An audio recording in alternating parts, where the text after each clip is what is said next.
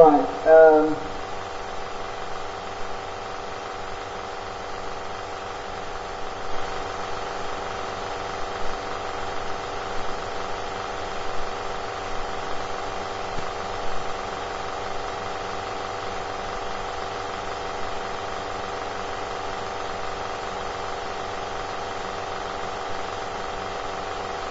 Oh, just give it a sec.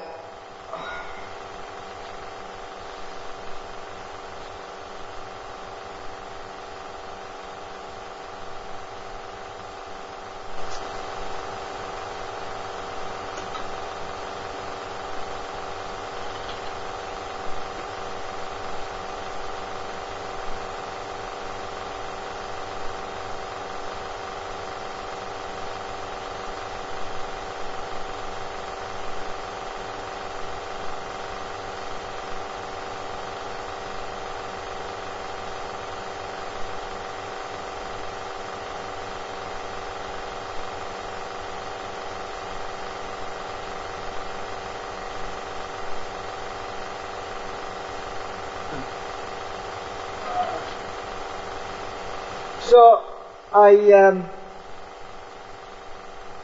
was checking my oscilloscope and my pulse was in the wrong place. Hang on, let me try and show you. I have moved my coils. My pulse is now at the end of each cycle. Sorry it's a bit wobbly because I'm using this big, look at my RPM, 5,724 RPM.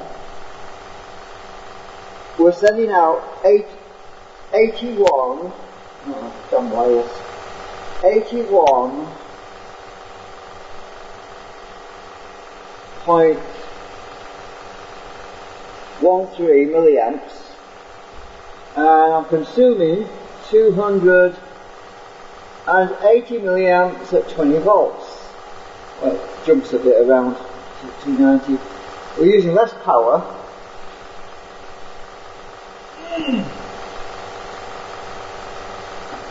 More RPM, and that's because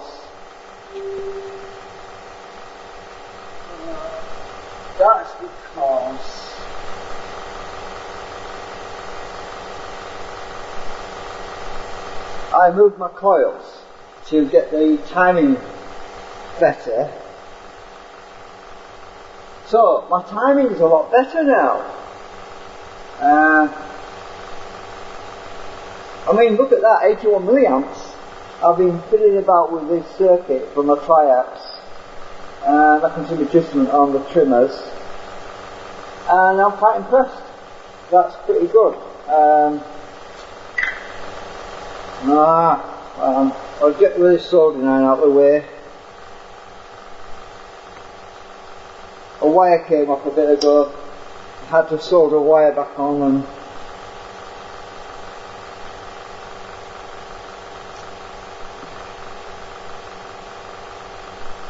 so I've got less drag. Because I think the other day I was doing a test and we had about 300 milliamps or something. A bit ago I had it down to 260 milliamps, but I was tweaking this a bit and it went back up to 280, but that's good. I mean, 80 milliamps coming out, and I've got the pulses on the end of the waveform as I just showed you, which is a lot better than before, because this pulse on this particular output coil, so I'm checking each coil you see to get it set right, and the pulses were happening in the middle of the waveform. Well, those pulses were in the wrong place, because if they happen in the middle of the waveform at the peak, at the top dead center, that doesn't negate, that doesn't cancel out the drag, you know, the slower down.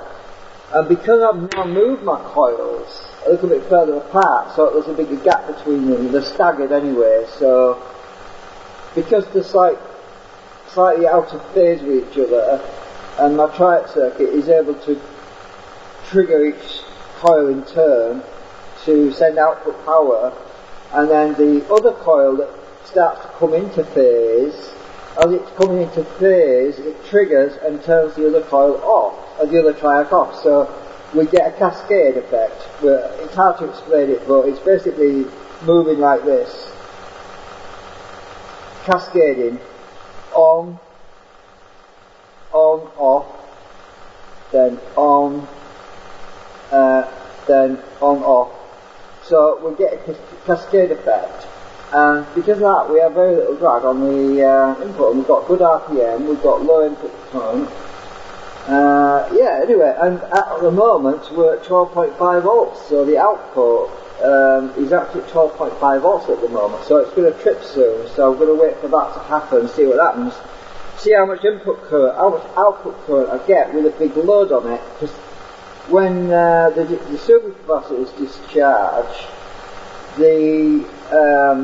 it speeds up normally, and then after that the supercapacitors, the relay trips back, and then we get the full load, and we'll see how that's going to perform with the new coil arrangement. I've just basically moved them a bit, because all my coils can be moved, rotated around the circumference of the drum assembly. So these, everything's falling down. So these coils, when I put them in the slots, if you look, they've got an arc. There's an arc on there, and they basically rotate around the drum assembly. So if I put it there like this, you can see it goes around as I move them. So I've basically positioned these. I don't want to move them right now, I've just set them up. So I could show you, but I don't want to start messing with them, because they're pretty tight actually. They don't move very easily because they're clamped in there, they're tight fits. So anyway, I'm thinking, yeah, I think I've got this, I think I've got the spacing even better now than before. We'll have to find out when that one might, I don't know, let's see, that one might be a little bit too low, I don't know. Let me just look, yeah, this one, let me just bring this down a little bit. There. Right, let's see what happens on the RPM. Is it going up or down? 5732. That's what I'm saying, let's go back a bit. Let's go back the other way. 5732. Where's the RPM I'm talking about? 5733, that's gone up a bit. Let's move up that one up a bit. Keep it in phase. 72. Input output current's dropped a little bit, but that's to be expected. Let's keep it back a bit.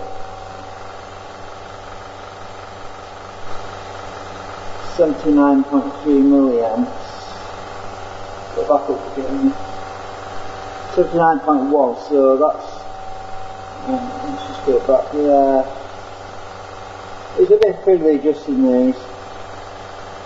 So anyway, it's going to be interesting when the relay trips to see what power output we get with a full load.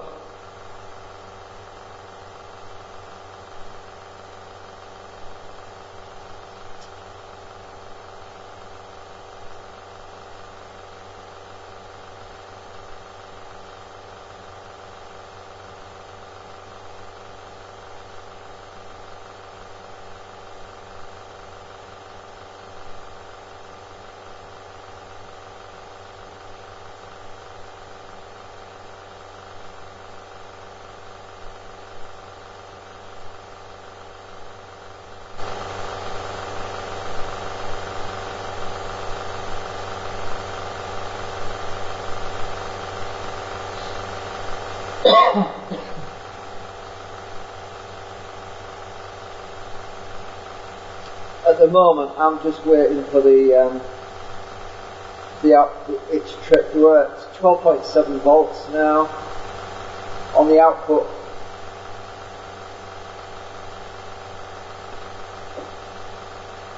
It certainly sped up a lot though when I moved those coils around. That was really quite interesting.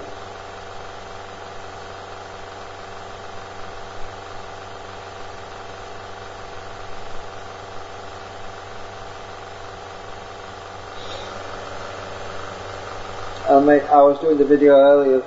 The LEDs are on off like before. Actually, that meter's a bit dark. I don't know if you can see it, but that's the current output there. I'm hoping you can see it alright. It's a bit long way away, but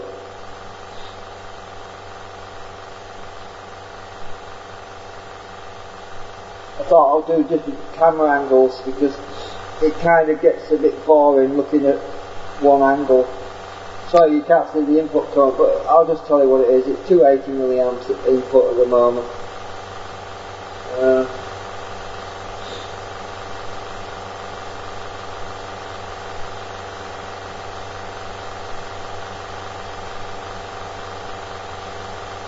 I can move the camera around occasionally, I suppose, but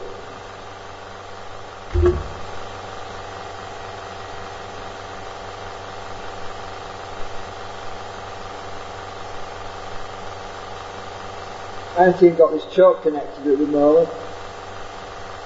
This thing's not connected. I've just got capacitor 100N in there. Let's see what it does with this choke connected. Let's try that. Take that out. Current's gone down a bit. Let's put this in. Oh my god! It's slowing down though. 112 milliamps, so it's better with the choke in now. But it's dropping the speed. The input current's gone to 320 milliamps. I'm just going to see what it settles out at.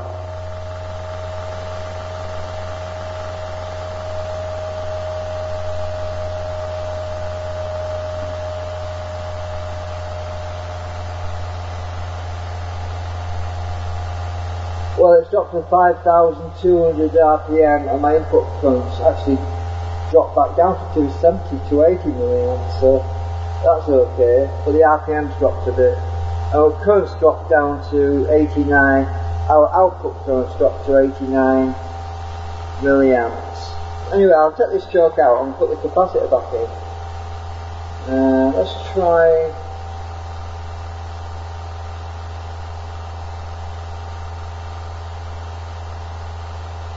Oh, because this choke will be directly across this input over here, that's why. I'm going to take this out, put this capacitor back in. It should speed up. It altered the phase shift of those pulses as well.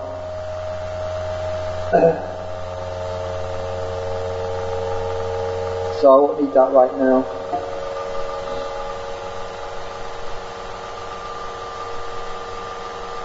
So it's going to pick back up with the speed. Input current's 290 milliamps. We're still at 20 volts on the input, by the way.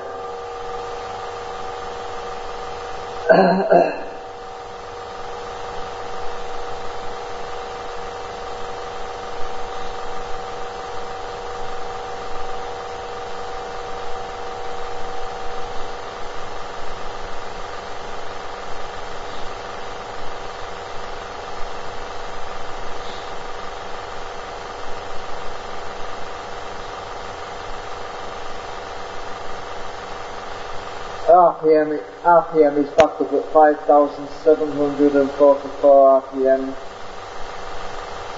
It's a lot quieter, by the way, since I redid them road magnet drums and put collars between each section. It's made it all solid now. It's had a chance to dry out. It's a very solid mass now, so it doesn't resonate and give me all that horrible noise that I used to get.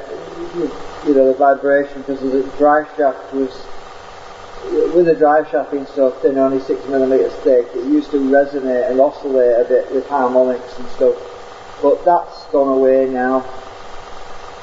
That's no longer a problem.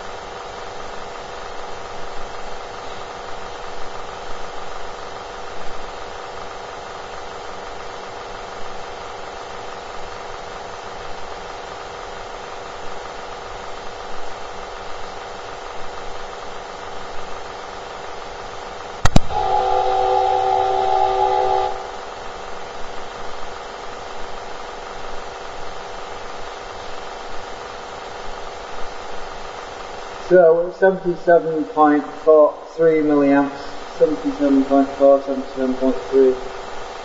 It's kind of not easy to see that meter really, but don't know if I can. See if I can get that. I'll just stick my head here a minute. I'll get the light on it better. That should be better. Right, you should be able to see it a bit clearer now.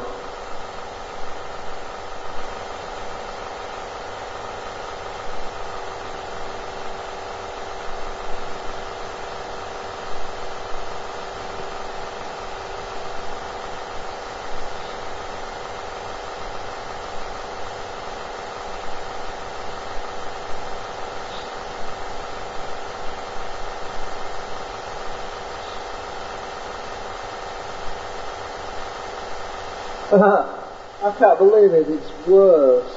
What the hell?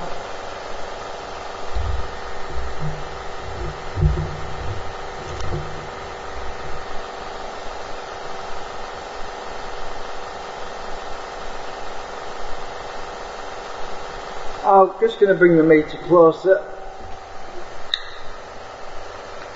There's a lot of clutter on here. Right, maybe you can see that. Oops, it's not very level.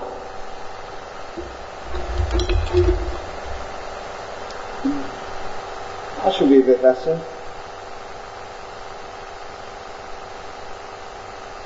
Hopefully.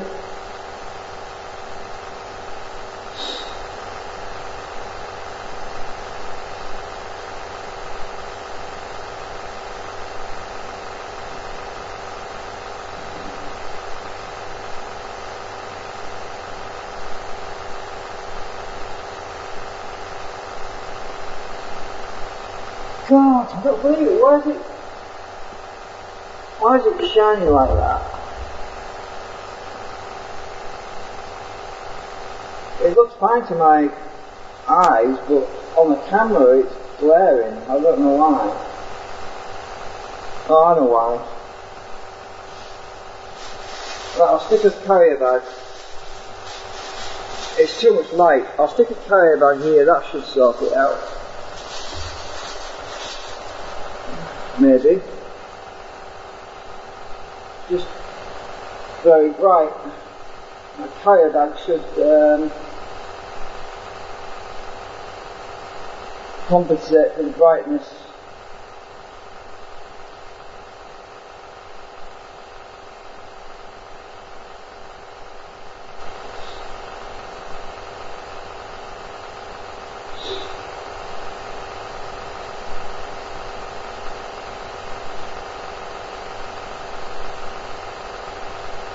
Oh yeah, that worked.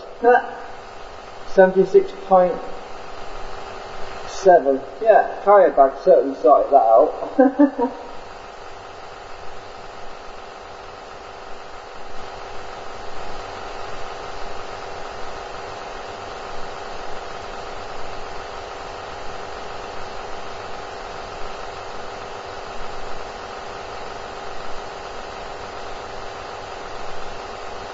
The glass is a bit foggy, so I'm going to give it a clean, some alcohol.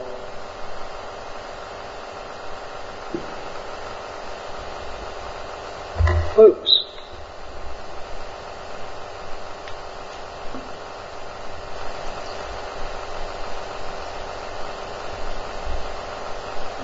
That should work. Ooh.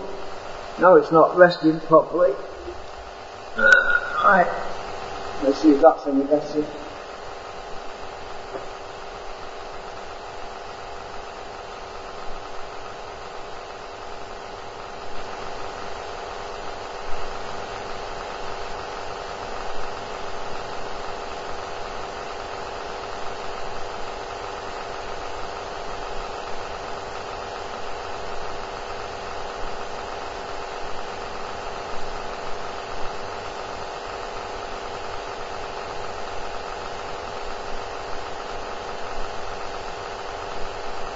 Well, it would be if it hadn't.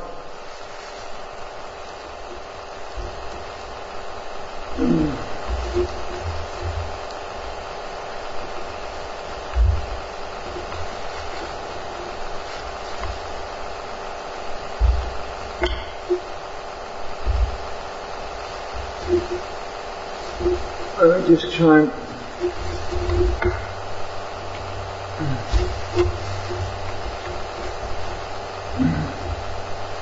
see if that's any better. No, these LCDs are a pain. You've got to get the angle just right.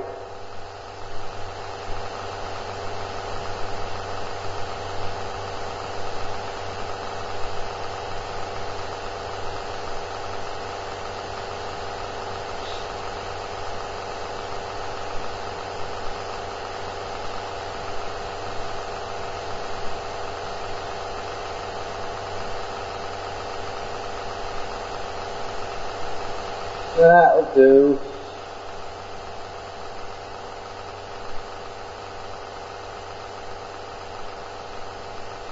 Well, that thing, I'm still waiting for it to trip.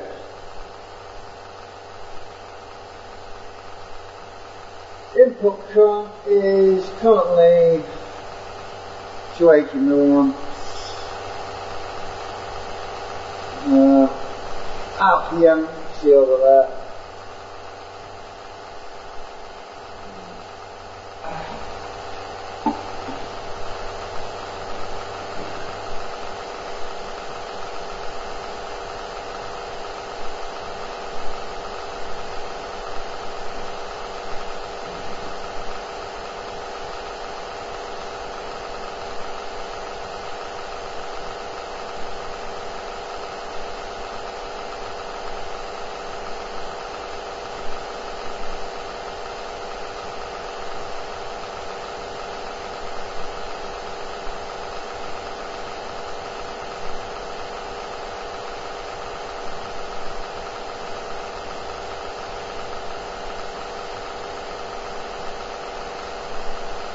No, it should trip any minute. Come on.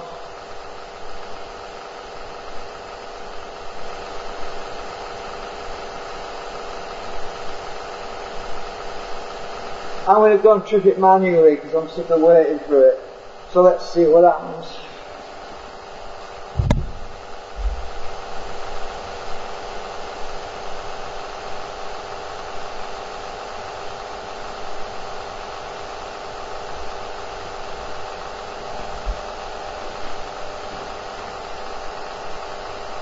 Well, I've tripped it now.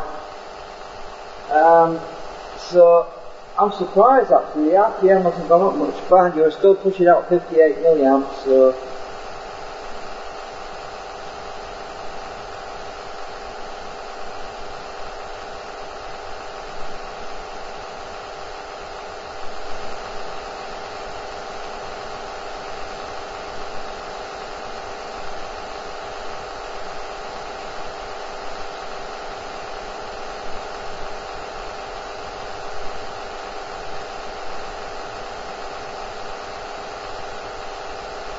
so how much will it slow down by? I'm hoping it won't slow down much. Let's just have a guess.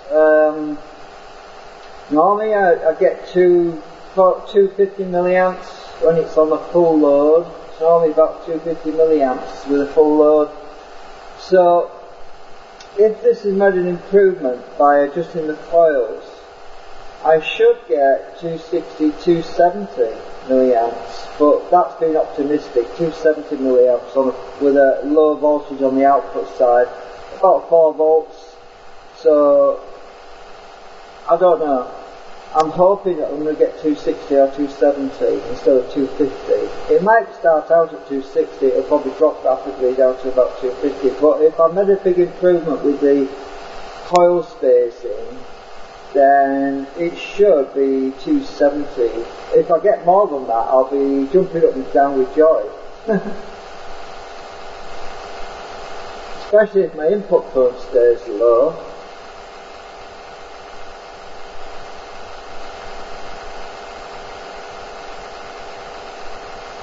So the relay should click back in a minute. We should see full load come on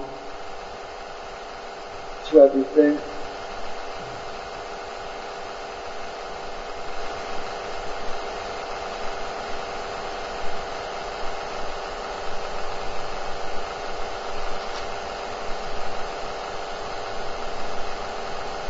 You'll know when the full load's on because the LEDs will get bright.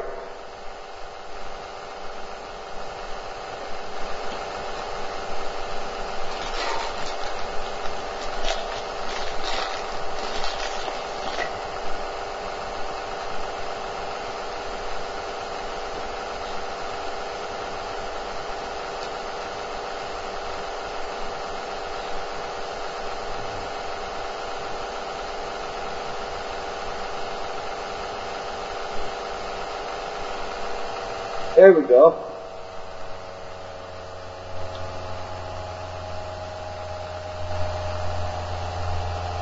My input current's 260, 270 milliamps, 280 milliamps.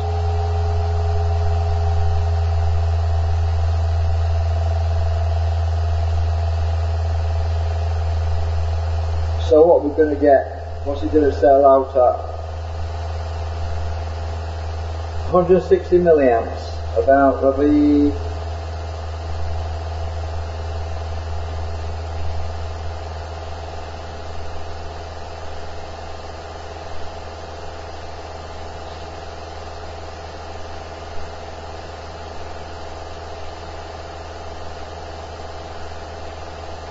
RPM is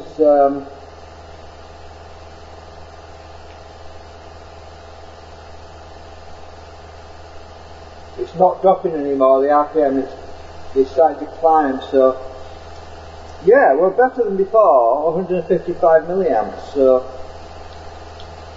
and we're still at 4,844 RPM.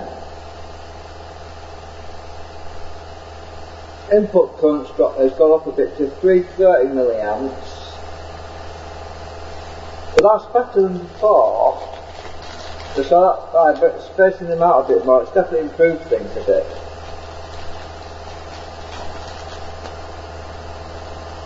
Meeting grits.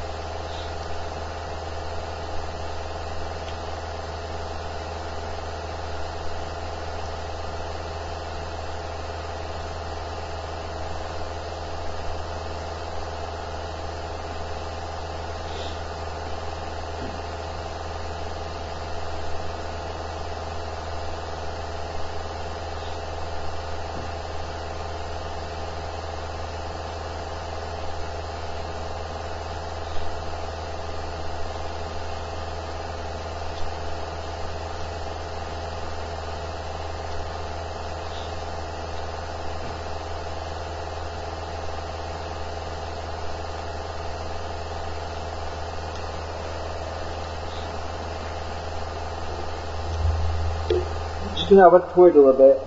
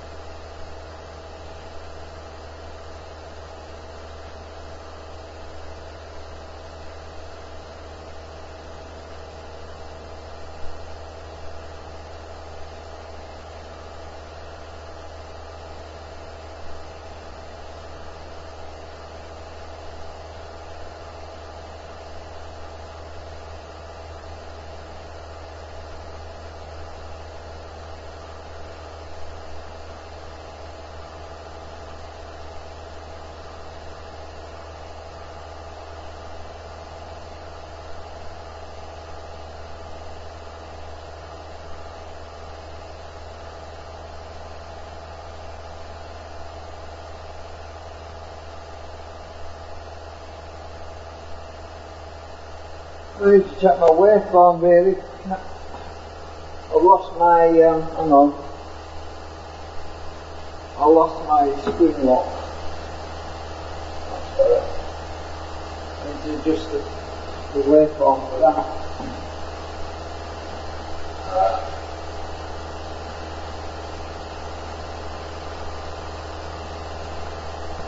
Well, let's see.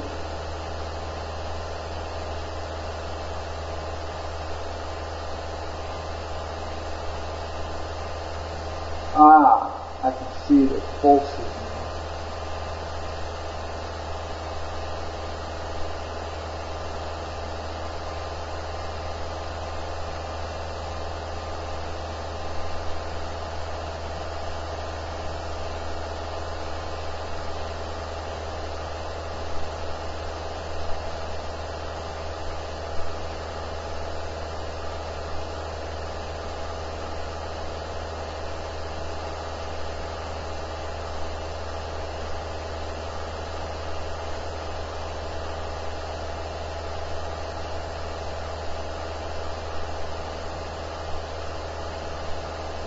I'm not looking at the current right now because if I get this right then it should accelerate.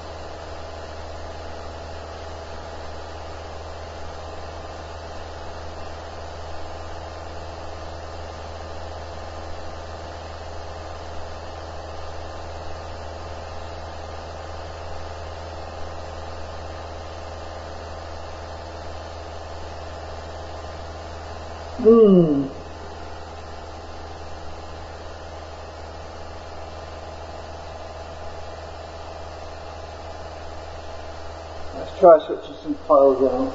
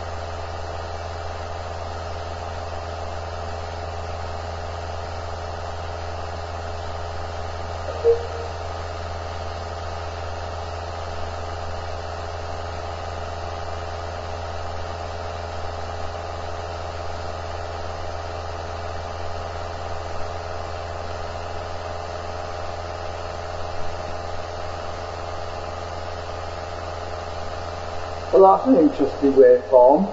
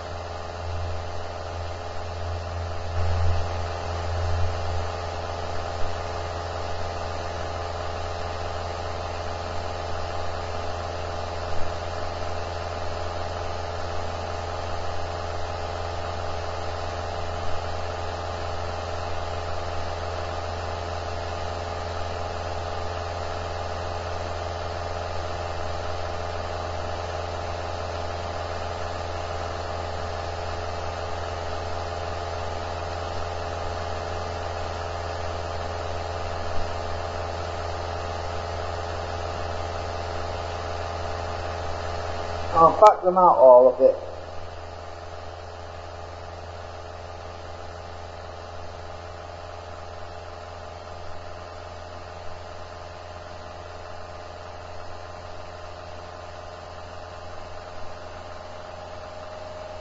Get some speed up, then I'll start bringing them in.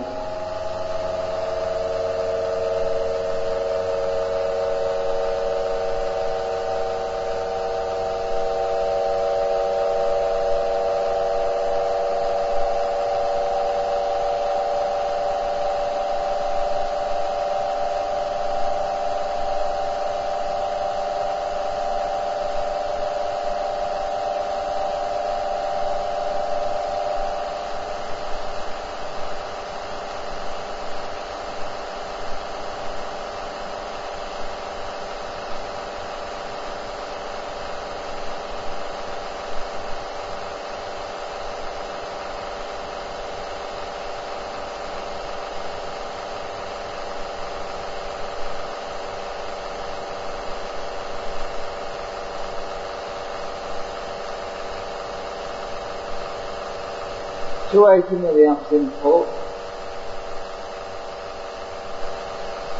We're at 4.83 volts on the output side.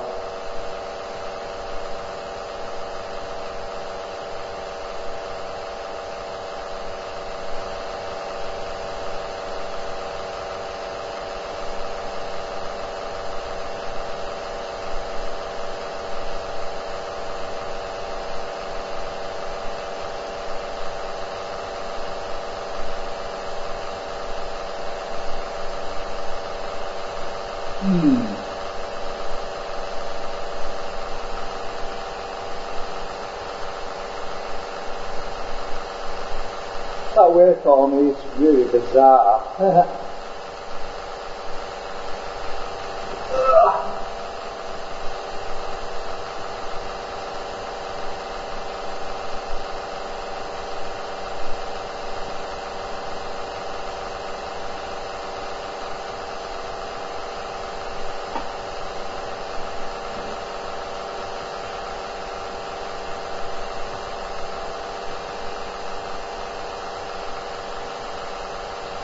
But we're back up to 5,700 RPM, so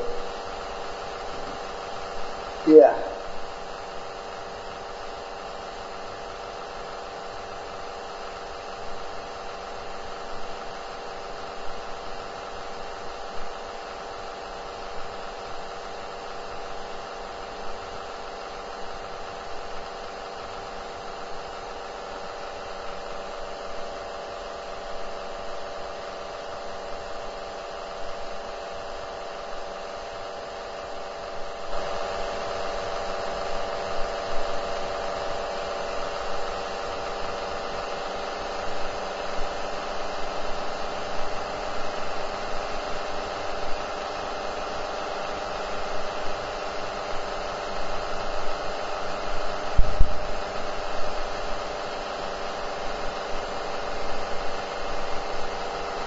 No, I'll just leave it at that for a bit.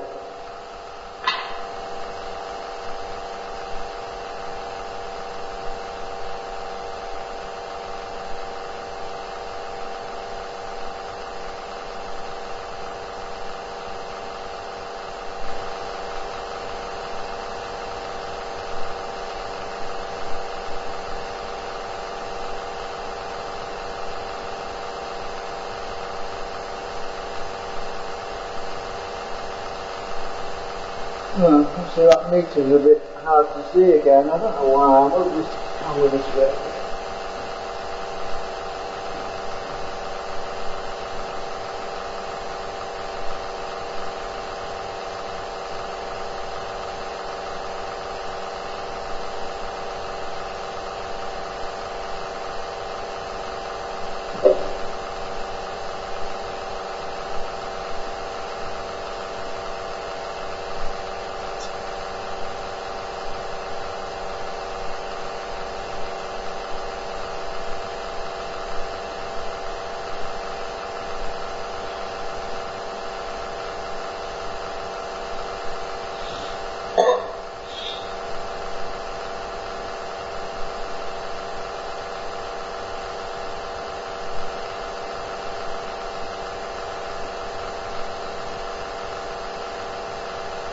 Well, I lost my sweet spot I had earlier, but I'm not worried.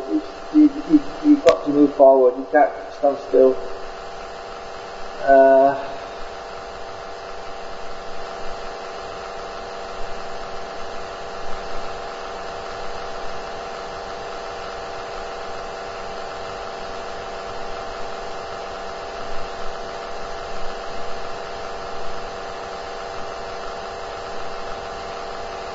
Why is this meter hard to read?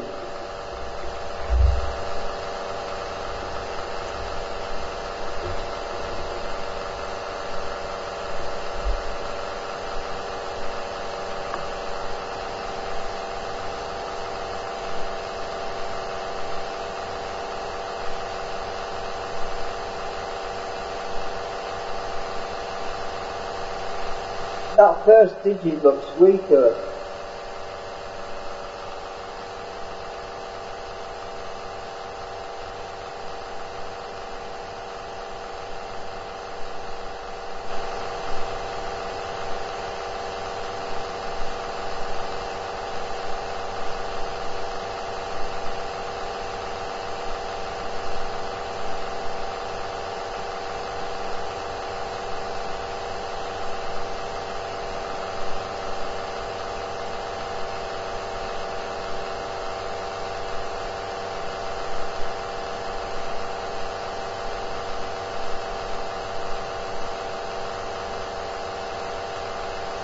Oh, bloody hell, I made it worse. What the hell? I just noticed, well, I'm watching a delay, you see. Oh, maybe it'd be better higher up. I can make that a bit higher.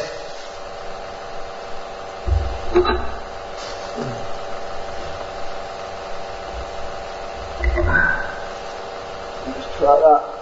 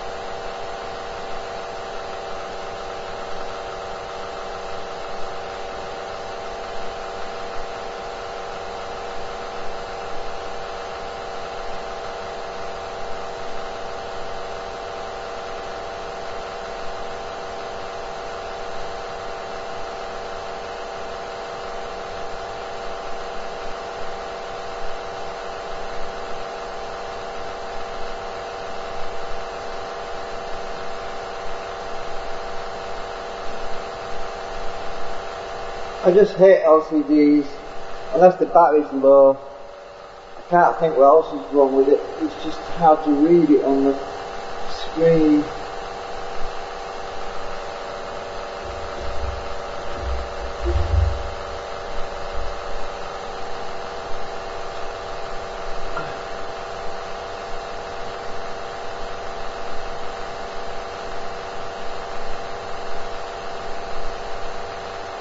Why can't you see the first digit? I just don't know. I can see it alright, but on the video it looks like the first digit is virtually undetectable.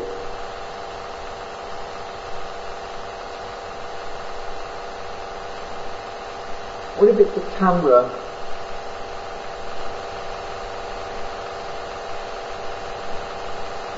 Maybe the camera's got a blind spot.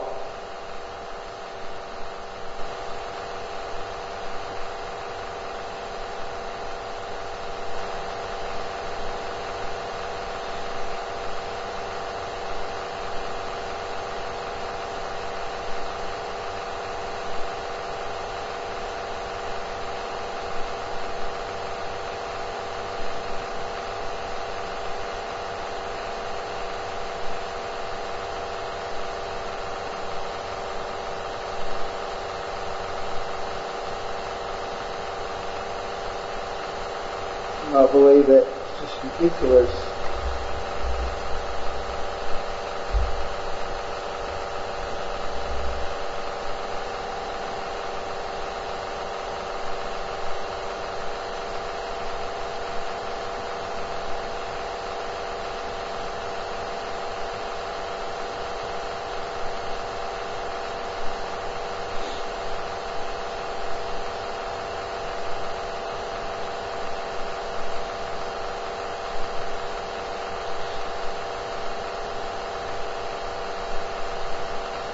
bring it a bit nearer.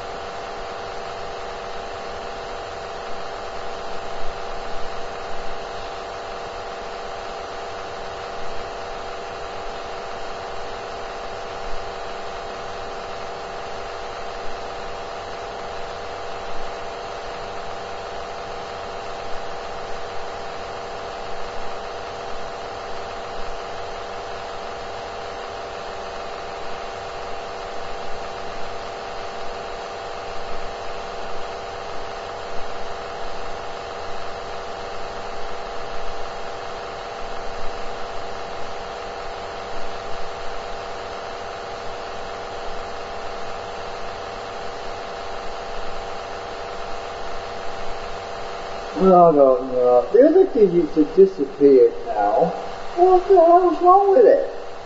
Unless the battery's low. Oh, it can't be low, surely.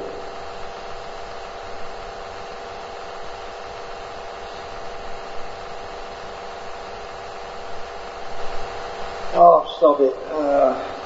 Hang on. See if I can get it a bit closer.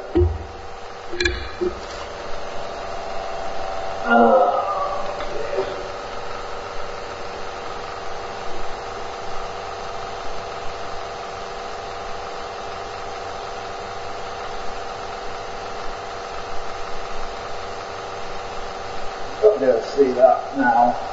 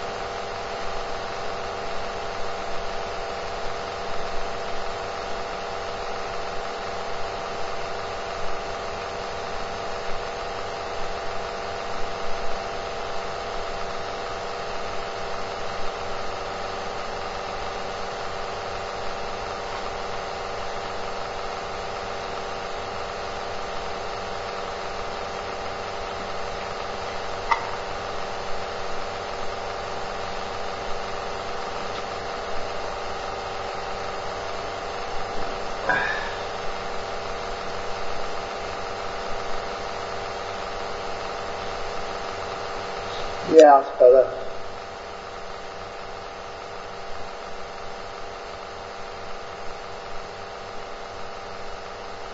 Hope you can't see the LEDs and all that now.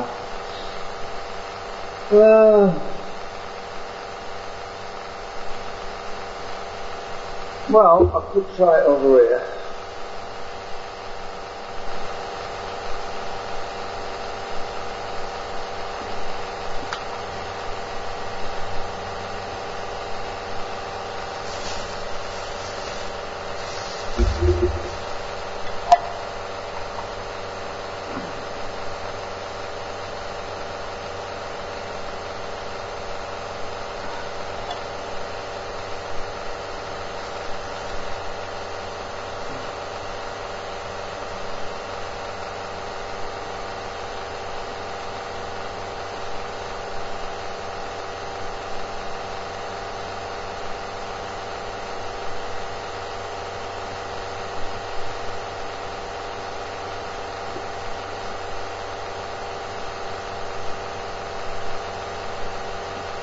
Well, that should work.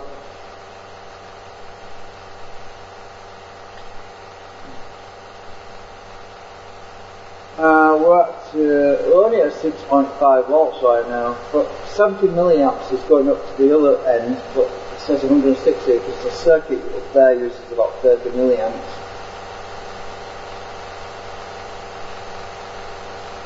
I don't know.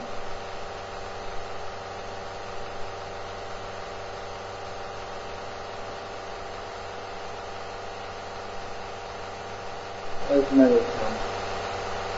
Oh, it's dark. Shit. I can't believe it.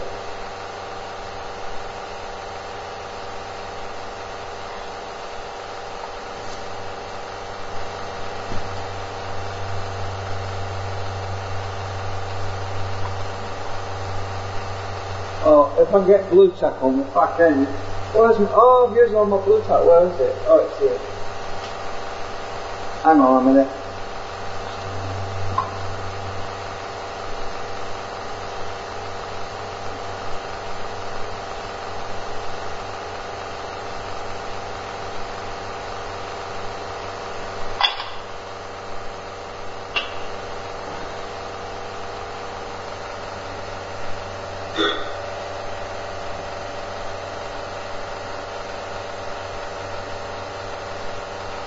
Right, that should stop it sliding now.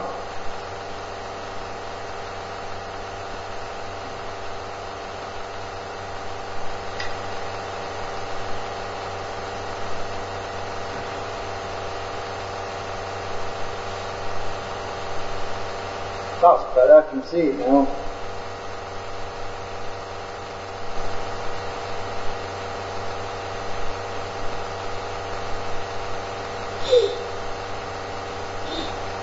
Sorry about all the farting about.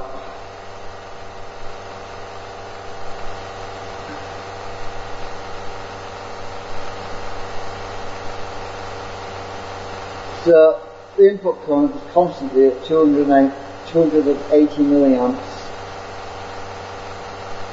I've got interesting waveforms on the scope.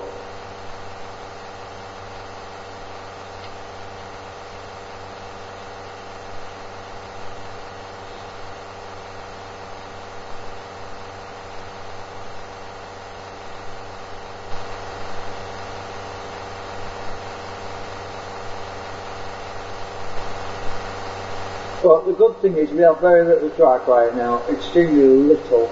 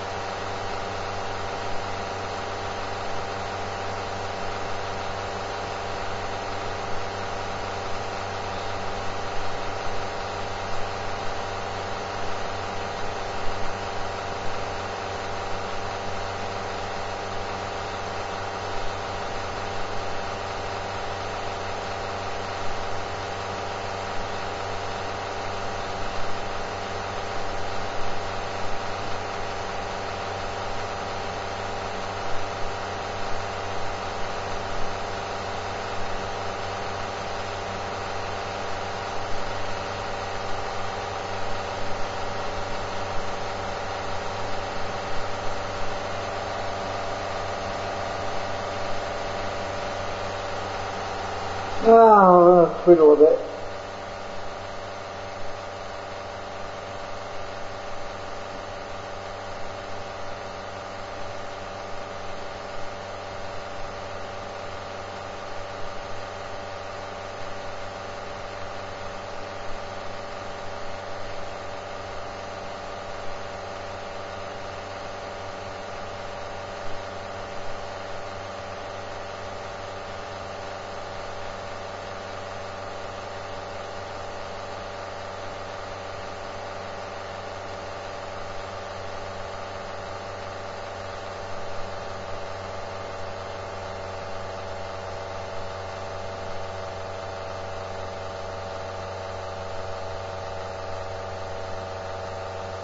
More drag there.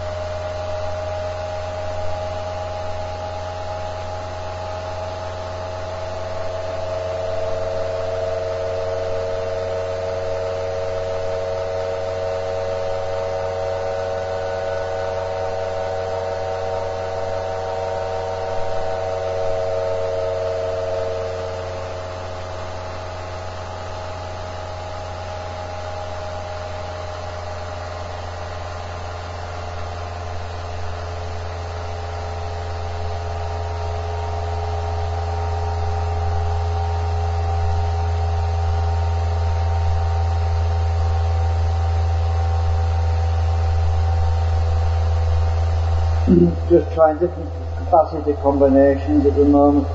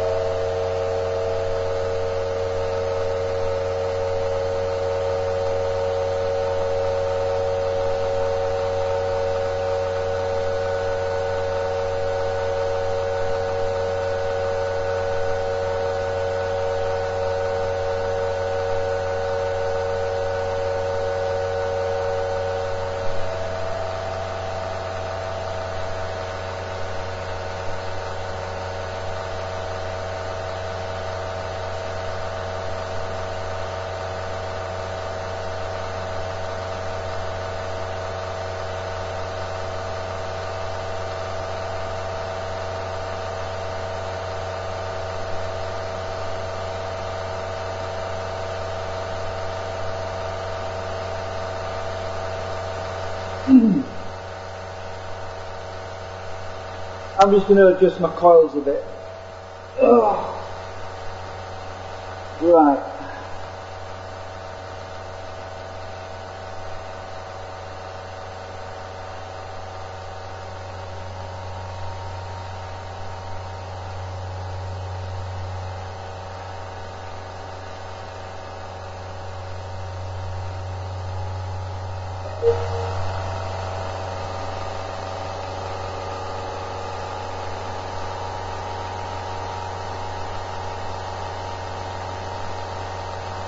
Yeah, I'm losing speed now.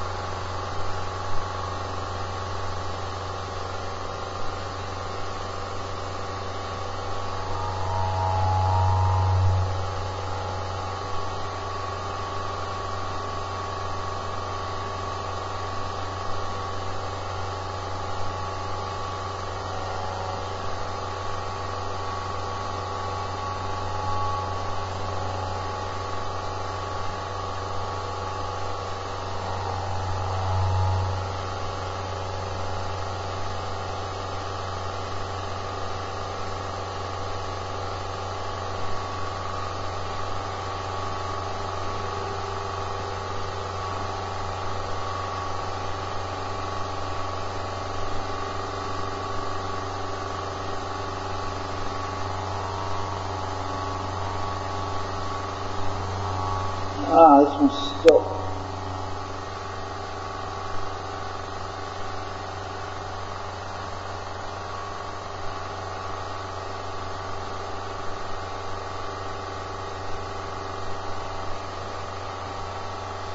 Right, I've moved my coils a little bit to adjust the timing.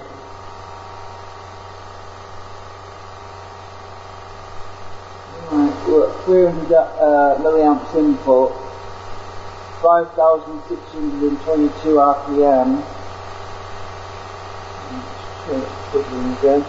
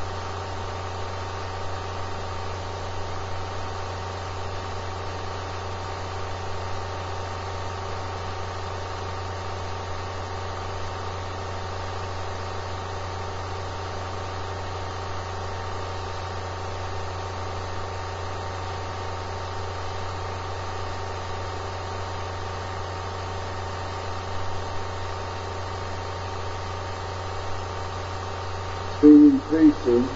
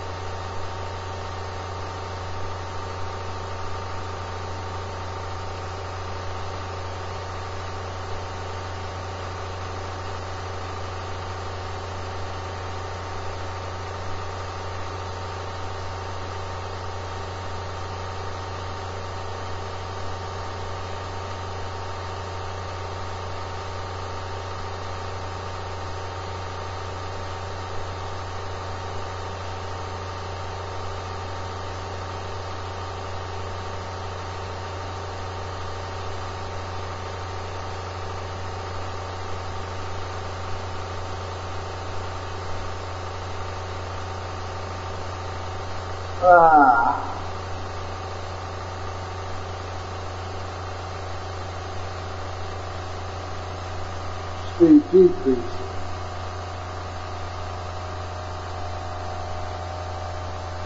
I'm just going to back all of these out in a minute. Oh, my finger's gone off. Hang on a minute.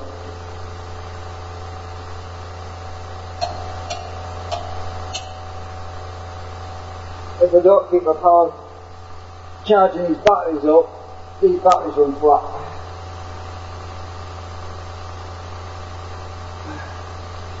The last thing I want is for these things to go flat on me. Oh, my input current's dropped to 250 milliamps, that's good. My output's dropped. I messed them up. Hang on a minute. I'm just going to back everything out a bit.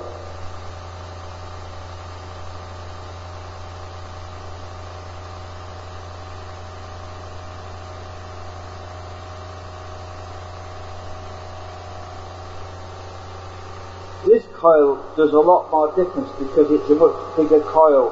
I need to wind them all the same. I'm on about these generator coils up here. They all need to be the same to be balanced properly. This is why I'm having problems balancing it all out.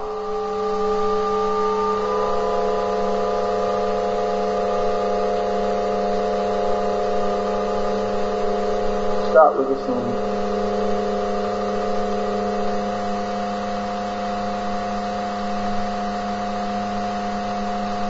We're at 6,000 RPM right now. Look at that, 71 milliamps. That coil at this end is much stronger than the rest of them. This is the problem I'm having.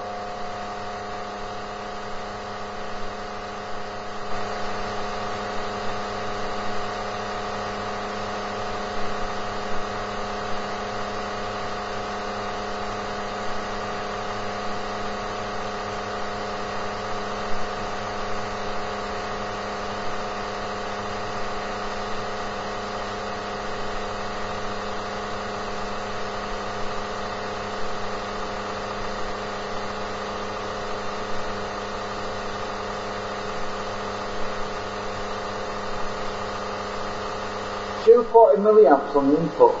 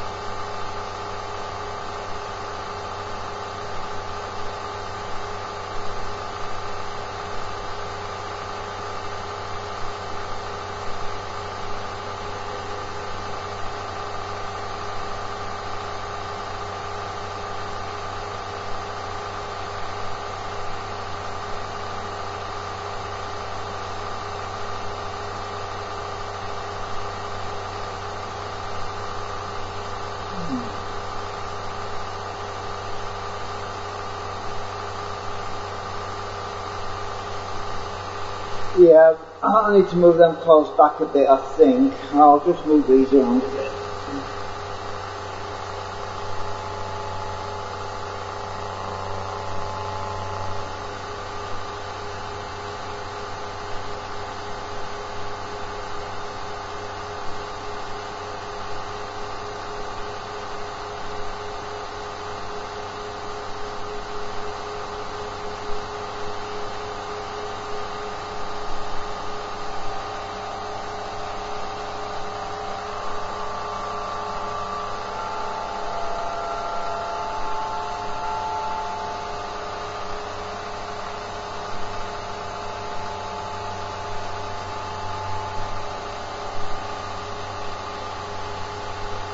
Now we're going down again.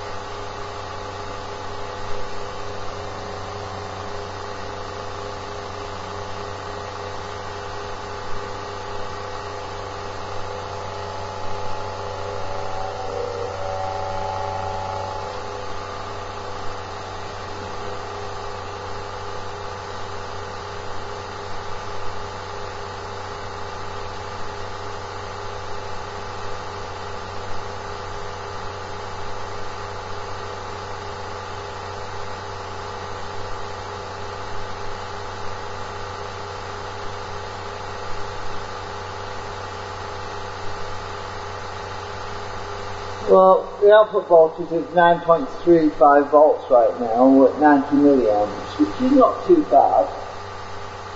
The input current is at 290 milliamps, which is worse than what it was earlier, but actually no, that's a lot same, I think.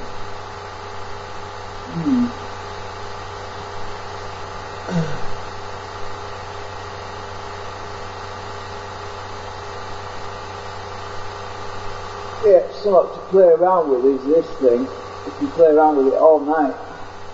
There's that many different configurations, you wouldn't believe.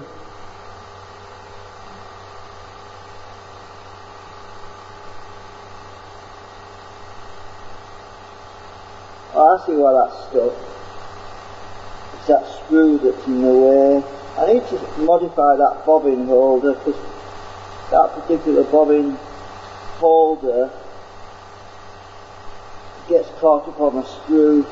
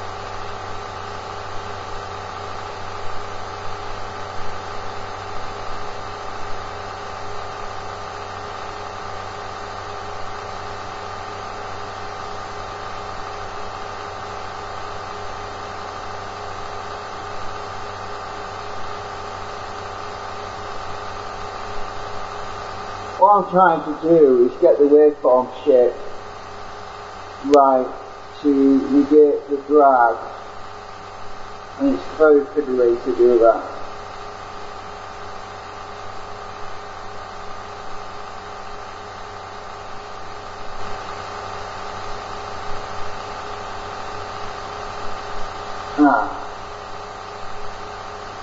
Right, I'll leave that, let it accelerate, see where it settles at.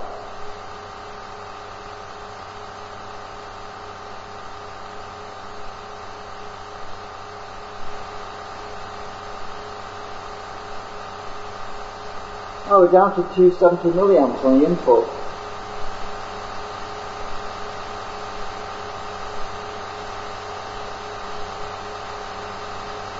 I'm just going to take the load off for a second, I want it to speed up.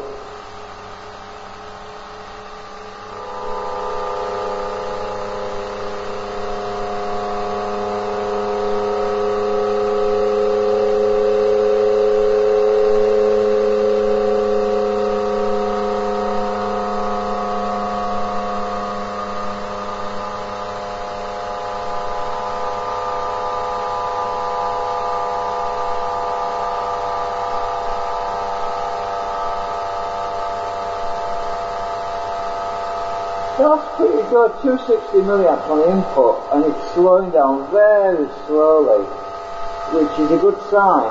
If it slows down rapidly, and if it suddenly starts to slow down really quickly, you know you've got too much drag.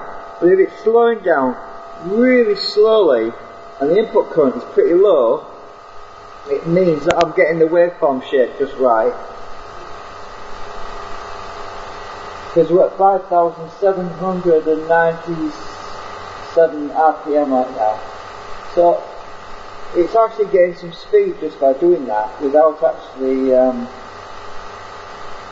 I tweaked it a bit. I'm just going to leave it at that for now and see what happens, because the output voltage is at 9.7 volts, which is pretty good considering the current's 86 milliamps at 9.7 volts. That's not bad, because normally I get about 86 milliamps or 80 milliamps normally at about this voltage. So that's actually better than it was earlier.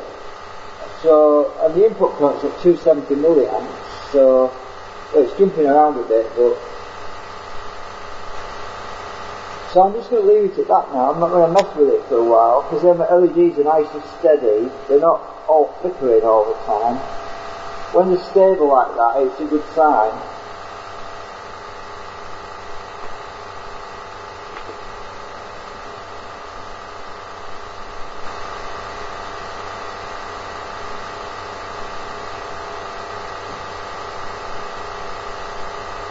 I've been moving the scope probe earlier between different coils to check the pulses on there. It's a bit fiddly to do it. Let's just try a different coil. Oh, I don't want to mess with it, I'm just going to leave it. Because I start moving things around and wires sometimes break, then I go solder them back on. That's what I had to do earlier today. I went and broke a wire and I had to solder it back on. It's just, yeah, that's not bad for this voltage, output voltage. 270 milliamps, we're down to on the input now.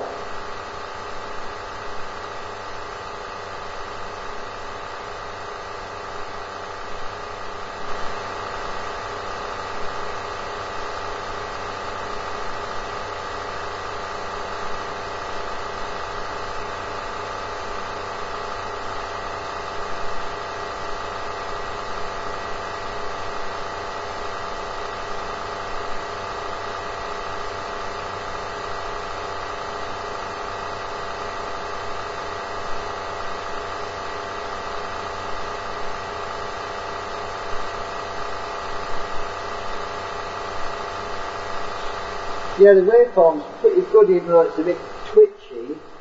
Hang on a sec. Oh, let me just put many cam up so I can see what the camera's looking at, because otherwise it's all... Right, so the scope waveform at the moment is a bit twitchy, but it's... yeah. I've got a good sort of a step there on the end.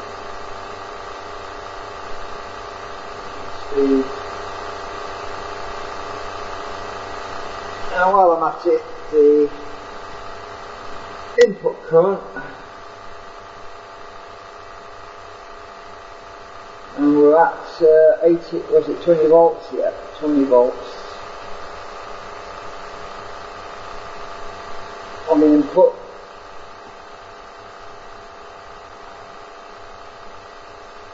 Yeah, it's pretty cool. It's actually better than before, because before I was getting about 80 milliamps on the output at this voltage, and it's steady now at 84 milliamps. So that's a bit of an improvement, because I've also got the input current down as well. So it's just amazing what you can do just by adjusting all these trimmers and for the triac circuit, and also by moving the coils around. It's just amazing how much of a difference that makes. Yeah.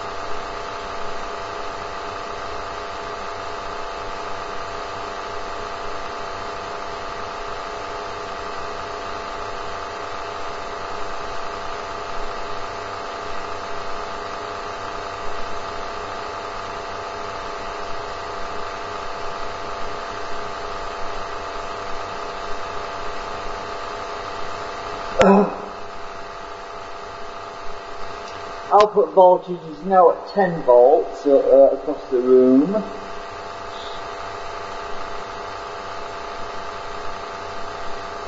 It'll probably be a bit high at this end. I could put my meter on here. I'll stick my meter up at this end and we can see the voltage on the output from this circuit. I'll just get this thing out of the way. Should be able to see it on here.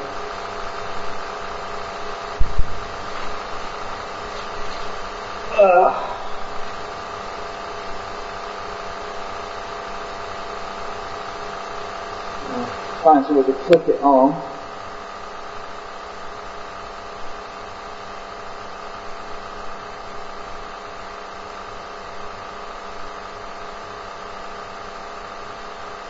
It'll probably be a bit higher than what it is over there. It'll be about 11 somewhat volts.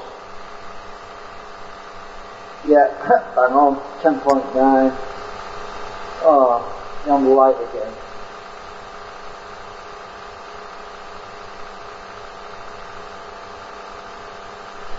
So, hang on. So if I stick this meter over here, I should have the same angle for it. Hang on.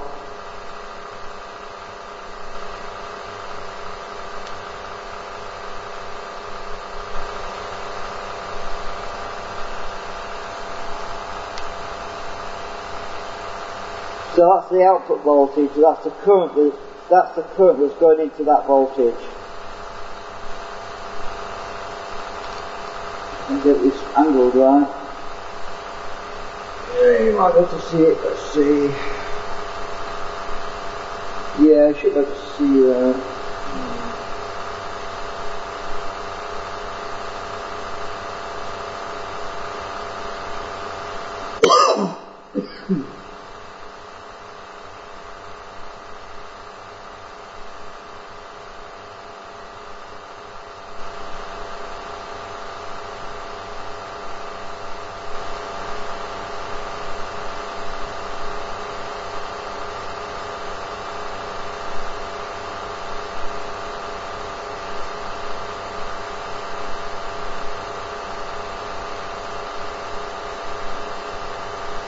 Flipping power supply's gone off again. Damn it. Flipping thing.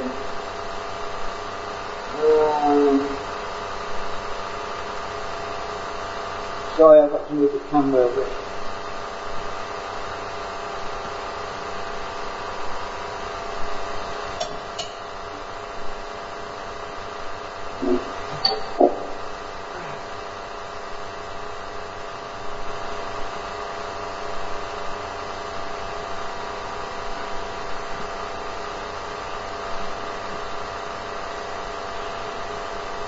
Otherwise my battery will die on me.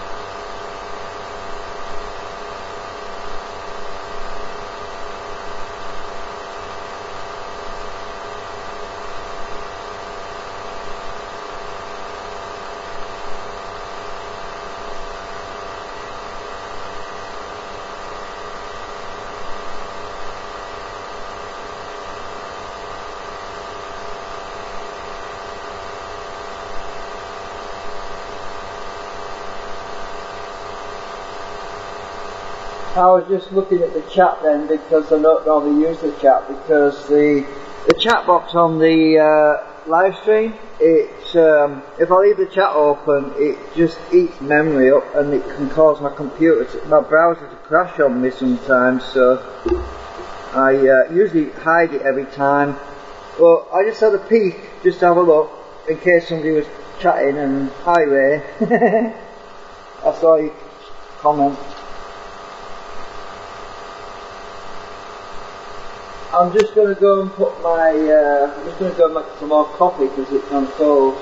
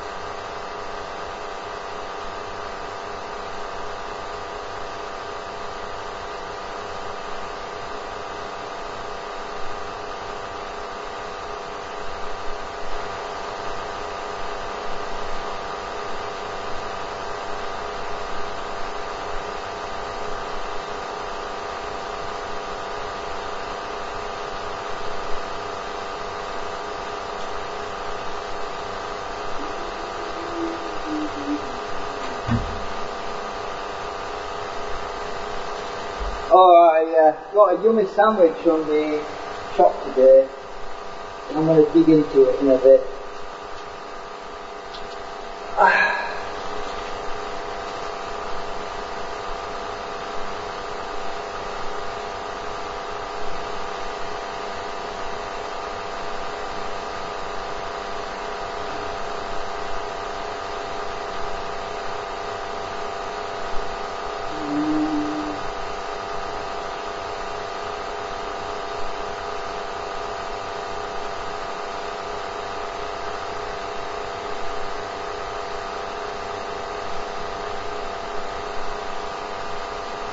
At least the LEDs are constant right now.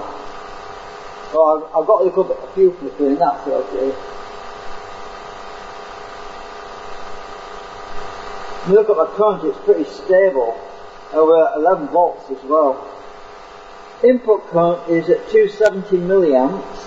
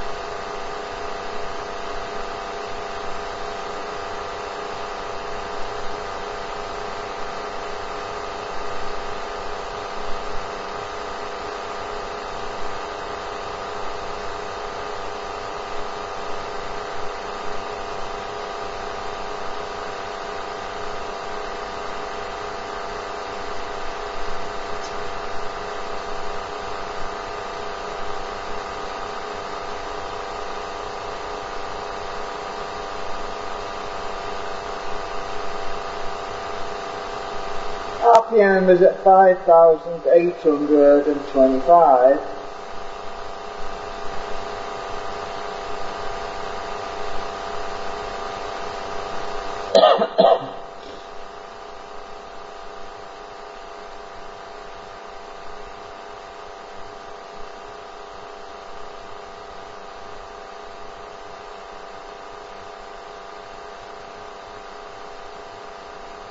Seems to be pretty stable.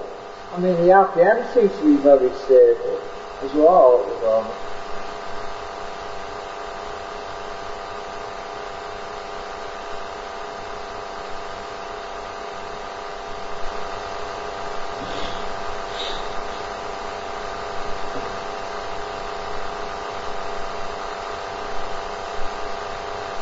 It's hardly moving.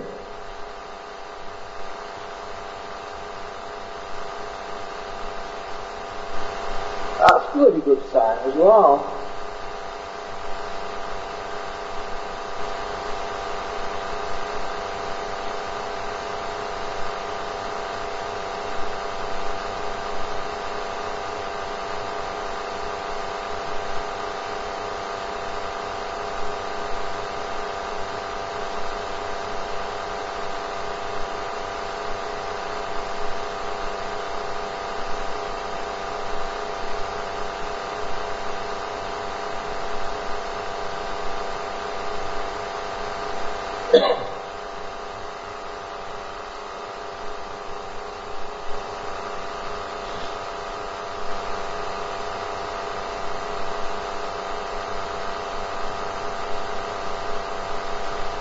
I hope you can see the voltage on here, because it's not very visible.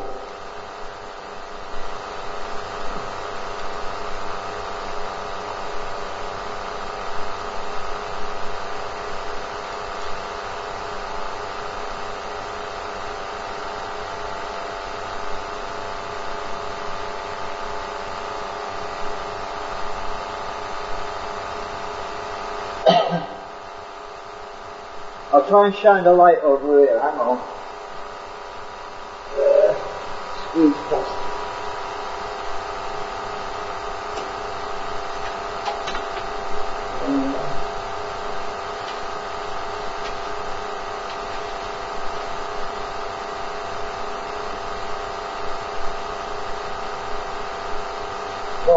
I'm just moving around here and I just see that light box.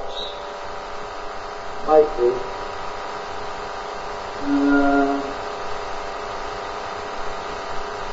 Don't know.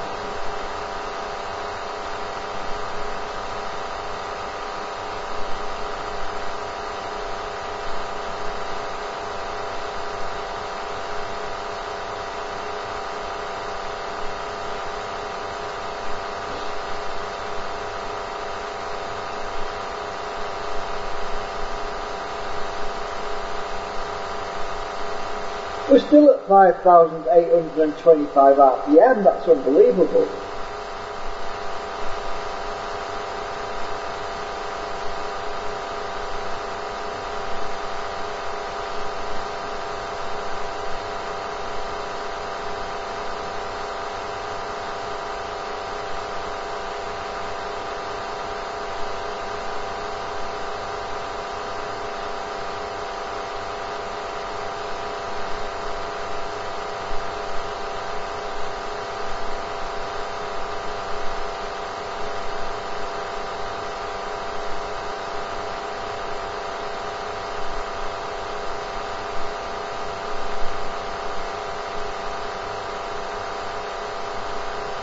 Don't know what it is with these frigging meters.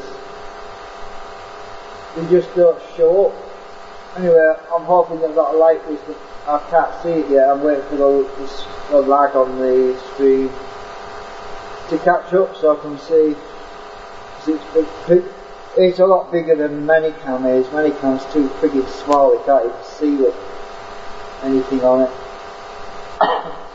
The program Manicam, where I preview my video camera, the windows are really small, it's crap, you know.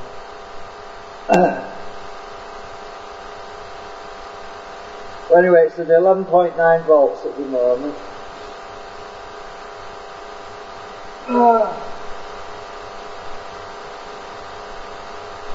Let's just try this torch.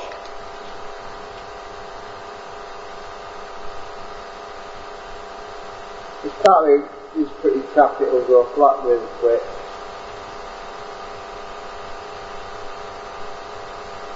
It's obviously the light that's in the wrong angle.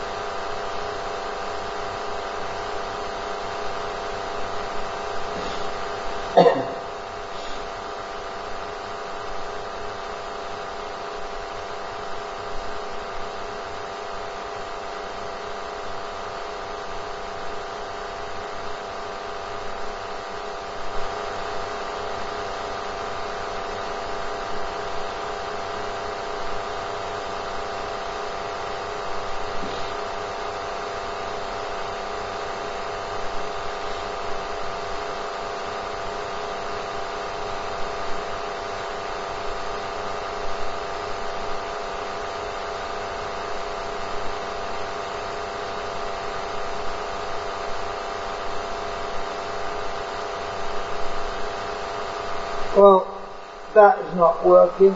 I'm going to bring it over here a bit, see if that shows up there.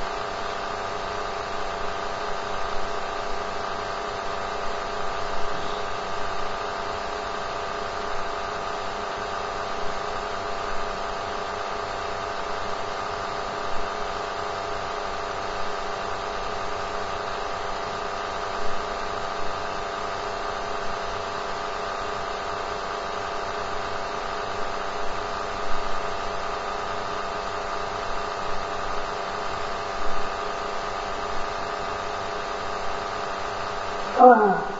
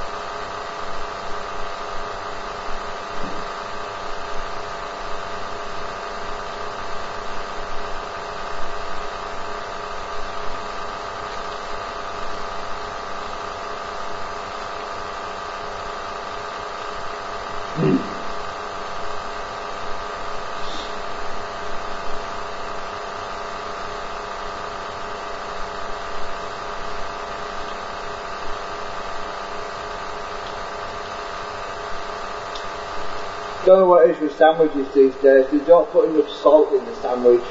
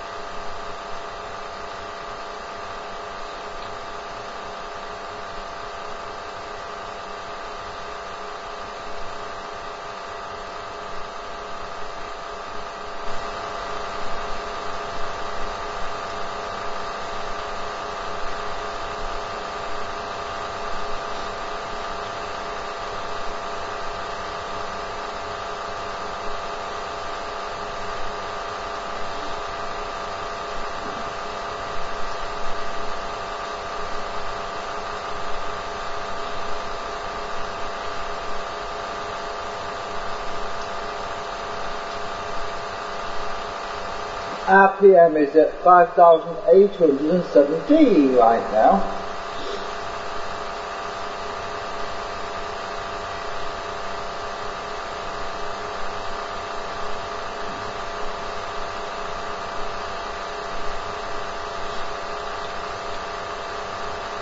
What's a bit weird is it's actually dropping, but my input float hasn't changed. It normally goes up. The RPM normally increases as the output voltage increases.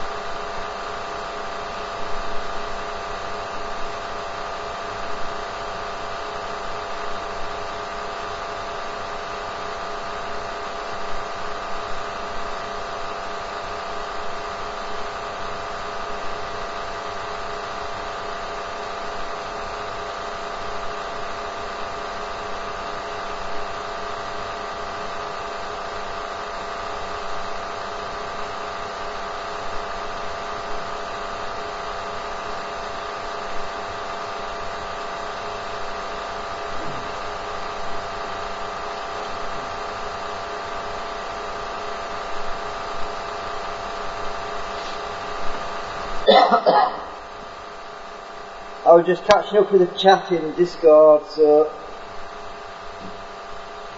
yeah, it's a bit boring, I know, waiting for this to charge up, but we're at 4.7 volts now, which is not bad. Actually, this is pretty close to the voltage up there now. I think that's because I put a capacitor on the output of this rectified DC. Because I've got a capacitor on this end, I'm only seeing the voltage drop a bit, about 0.7 volts between here and up there, which is really good. So the capacitor that I put at this bottom end has made things a lot smoother as well. You can't really see it, but it's on the breadboard at the back.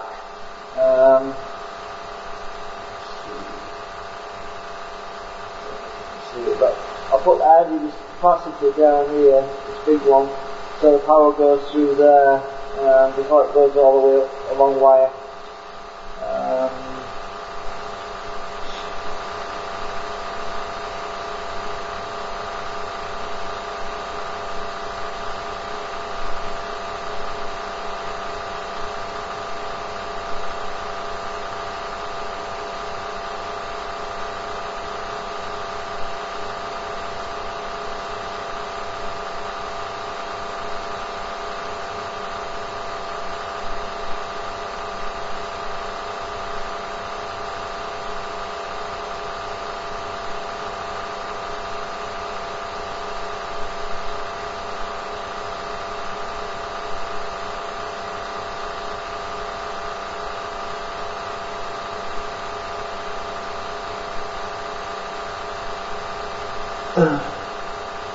I don't mean this big blue thing here, it's behind there. It's that one there, this is the black one.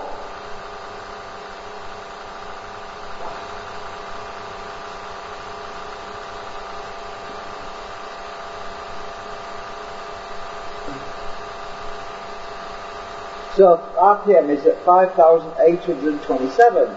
I'm pretty sure that's where we were earlier. It's weird. It's not hardly moving, yet the current is very stable. Yeah, it must be. It's the way the circuit's working. It's really self-governing everything.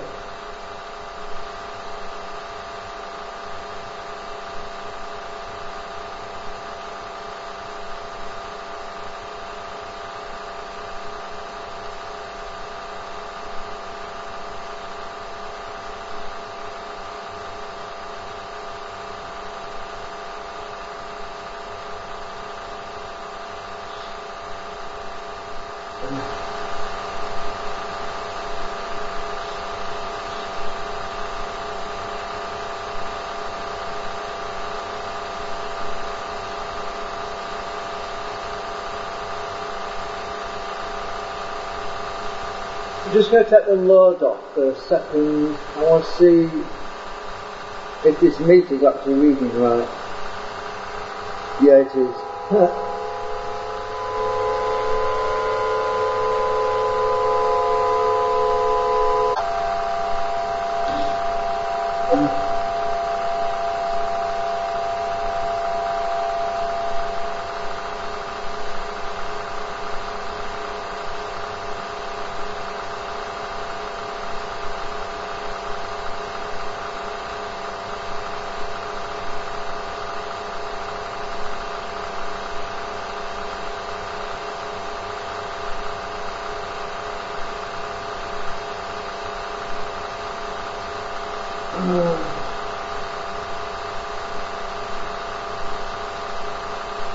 Why that's a dark.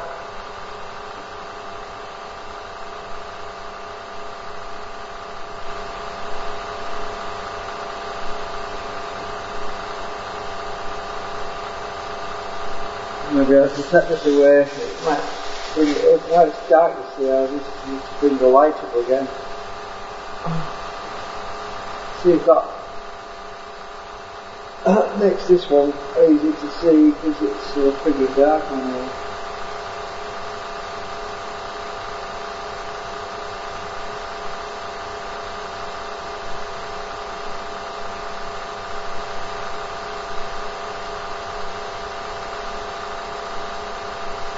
So 13.5 well, 13 volts at the moment on the output. It should trip soon.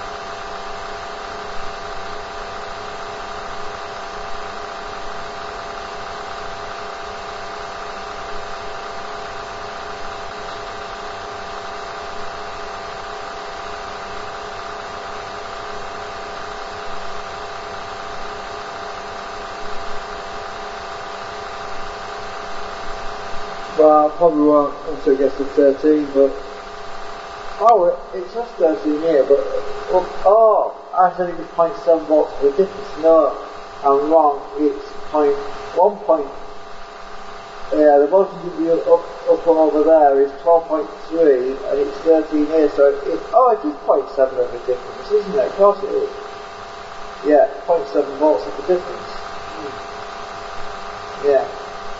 I mean, 13 volts minus 12.3 is 0.7, so silly me.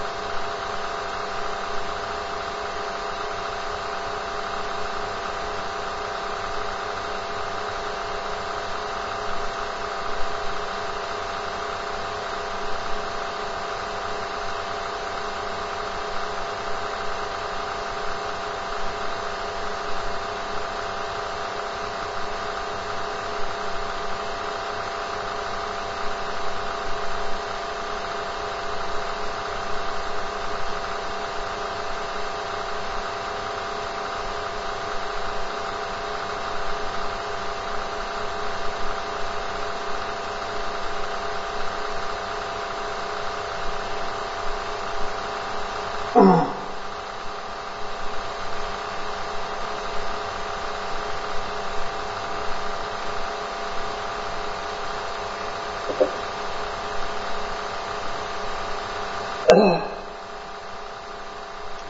won't believe how long it takes for this thing to stop. When you turn it off, it takes ages.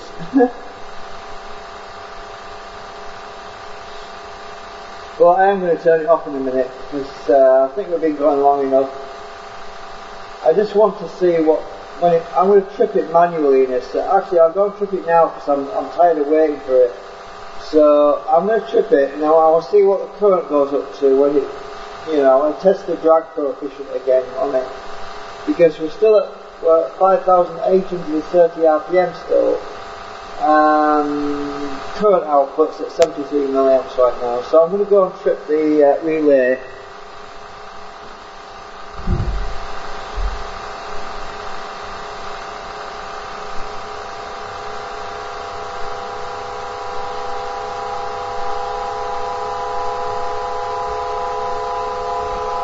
Right, relay's been tripped.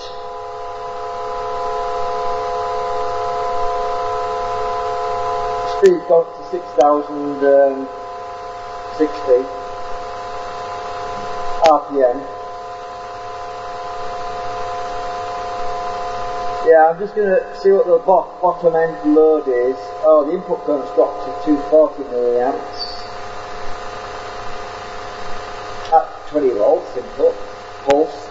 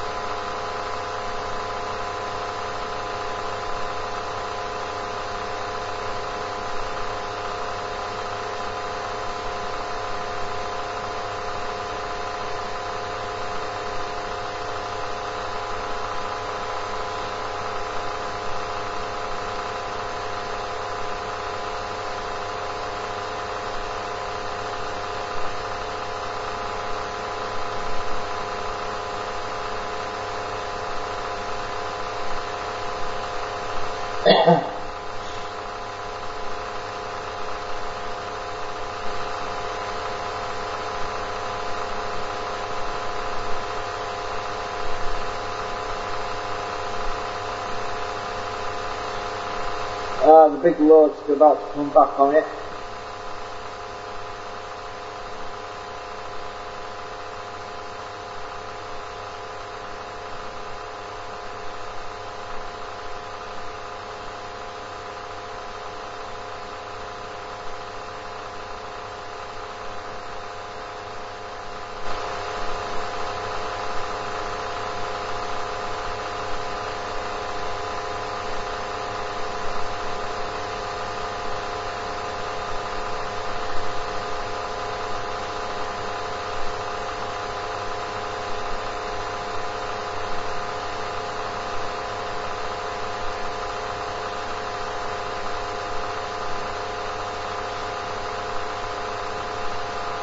There we go.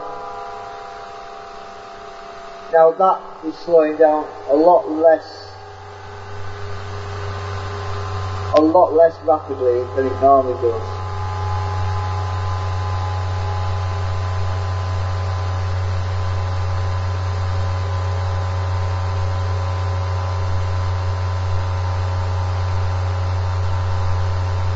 I mean, it's only dropped to 5,400 RPM. 5,470, 5,466, 5,460 RPM, 5,458, 5,454, 55, 54, it's stopped at 54. So 5,454 RPM is stabilised and pushing out 155 milliamps into 4.2 volts.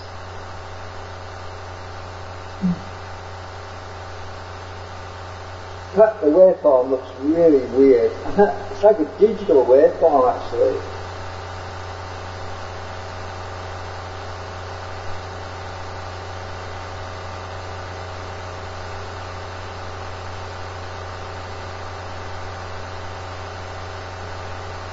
I'll show you the waveform just a sec, hang on.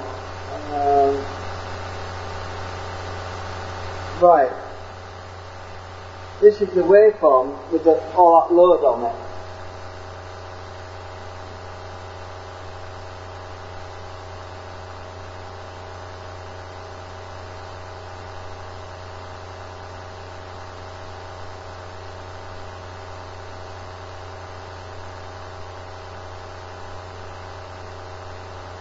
Interesting, very interesting. It looks digital, doesn't it? But it's the triacs, it's the triac switching that's creating that switching effect.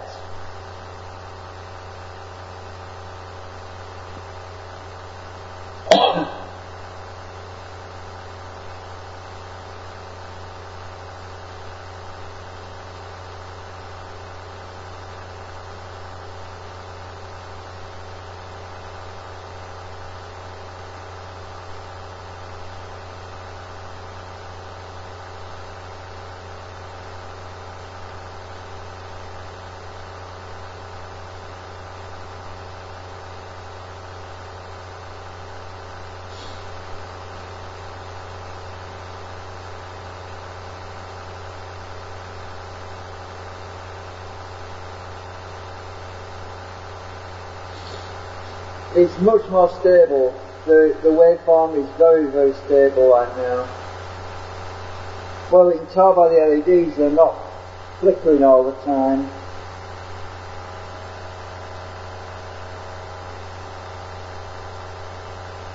It's another sweet spot.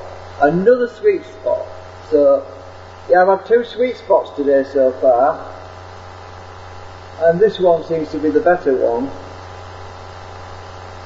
By minimising current input fluctuations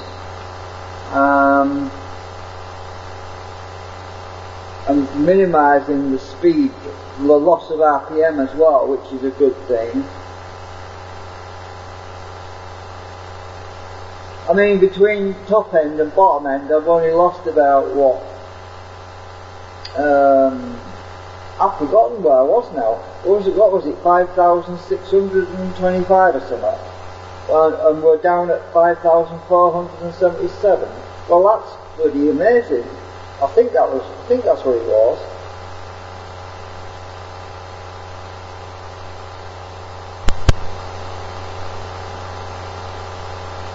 Oh, yeah, I'm not sure actually, because we did gain a lot of speed though when the load went off. I'll have to go back and look at the video again, because I've forgotten what the number was.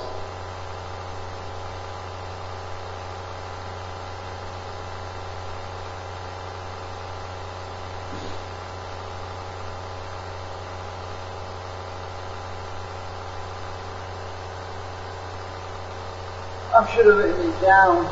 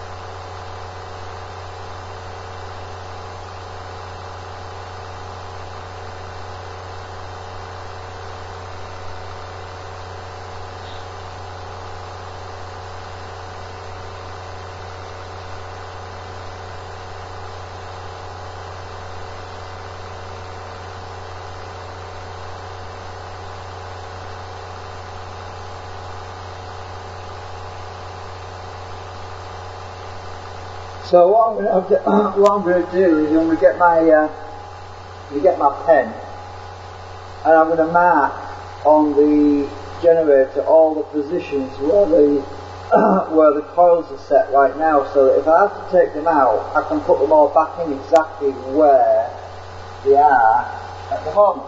But there's some blue marks on there which I need to get rid of, so I'm going to use my sandpaper.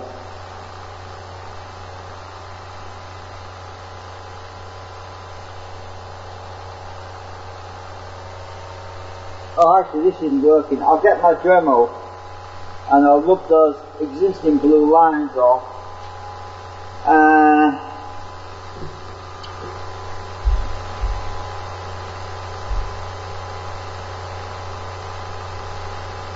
Then I can make new marks, because the old marks are going to confuse me,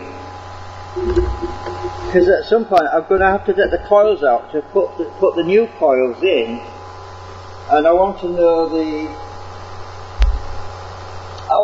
exactly where the coils were, so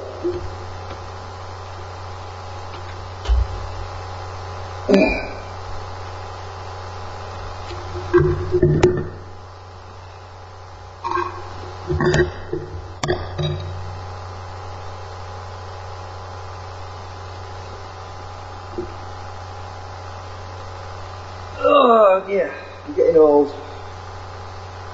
So I'm going to Dremel off the blue lines that I put, the markings I put on, because they no longer are relevant.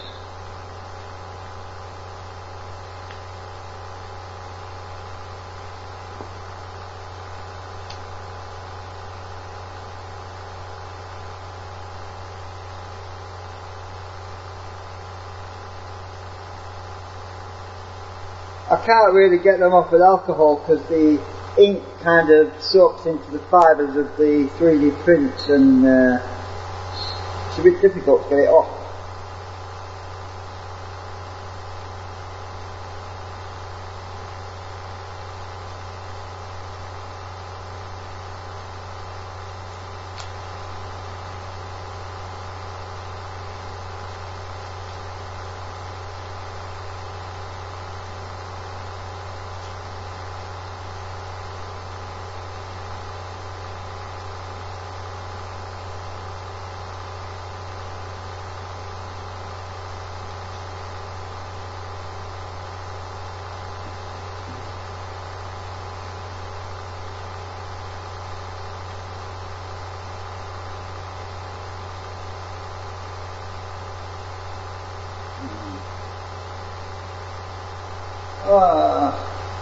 Where's it gone?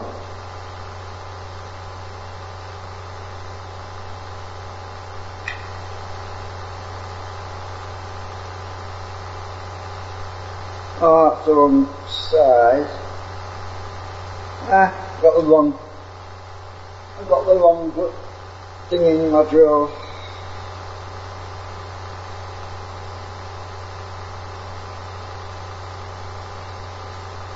Collect.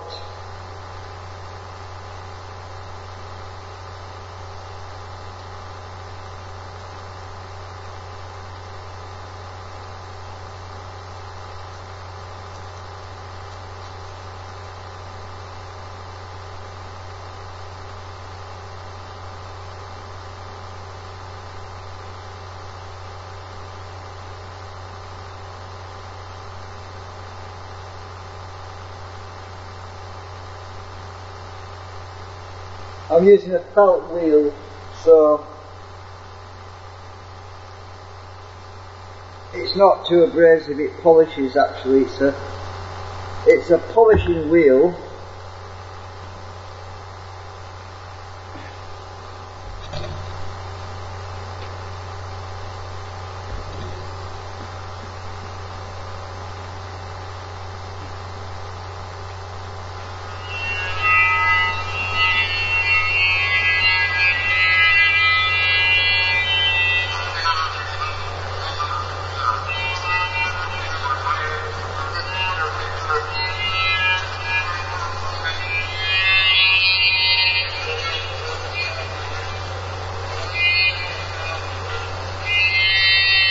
What, to the tree?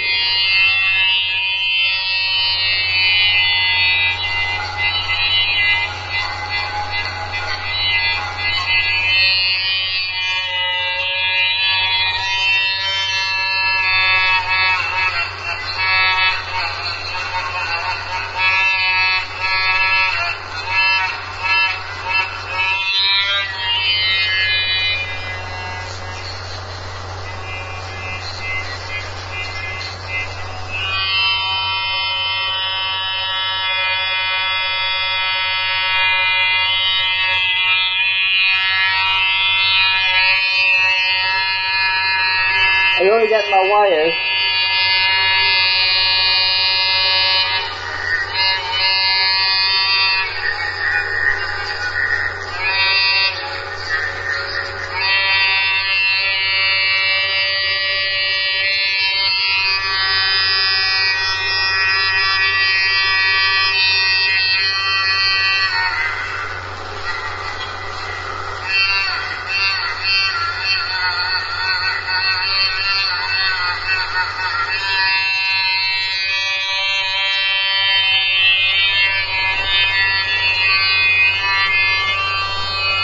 Oh, this is a bit tricky. I don't want to get the wires wrapped around my drill.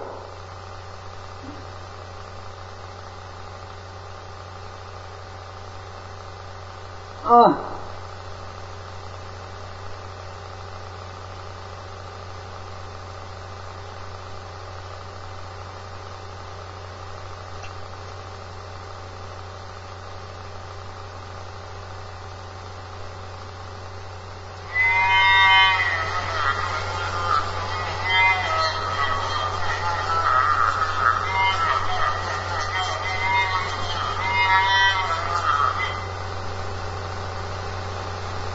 Right, I got rid of all the blue lines that I put on there before, so I can remark them now.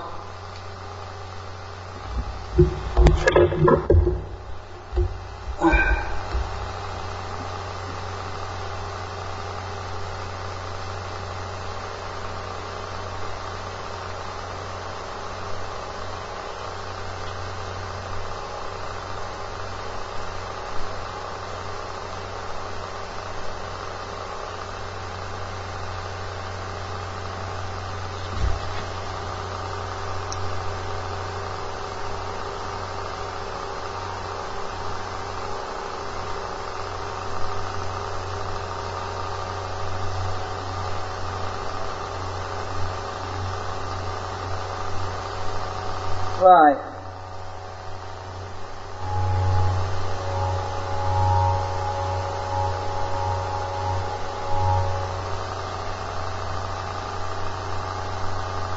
Okay, I've got rid of all the blue lines, so what I'm going to do is I'm going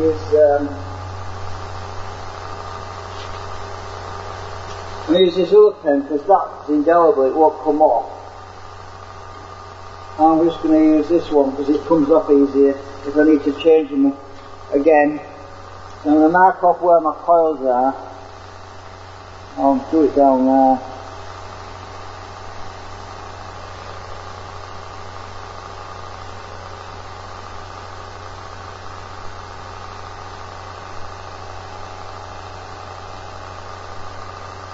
That'll be a lot harder to get off, but yeah, it'll come off with alcohol.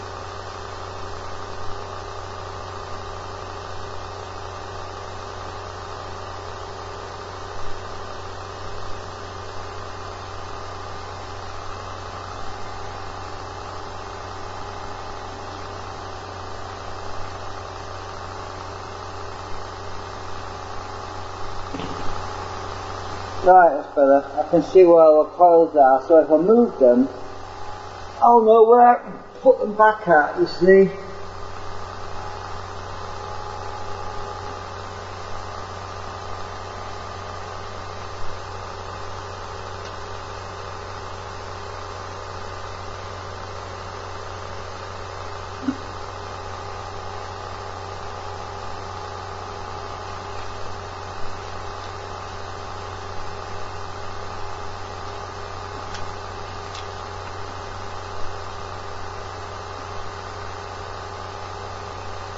This stuff comes off easy with alcohol, so you see, if I get acetone on the ink, it makes it stick, it goes right into the plastic and then you can't get it off.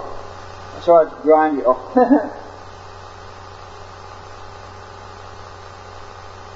Anyway, that's we're already back up to we're back up to 6.8 volts already, 122 milliamps input. Yeah, that's pretty interesting. We're at 5,599 RPM.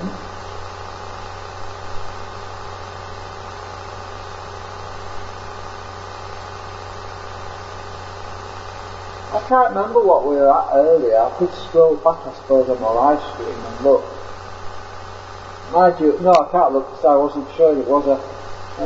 never mind, I'll go and watch it later. I'll have to check it back out later on.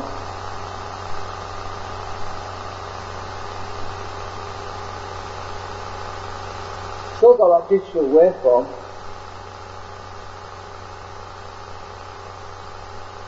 Digital looking waveform.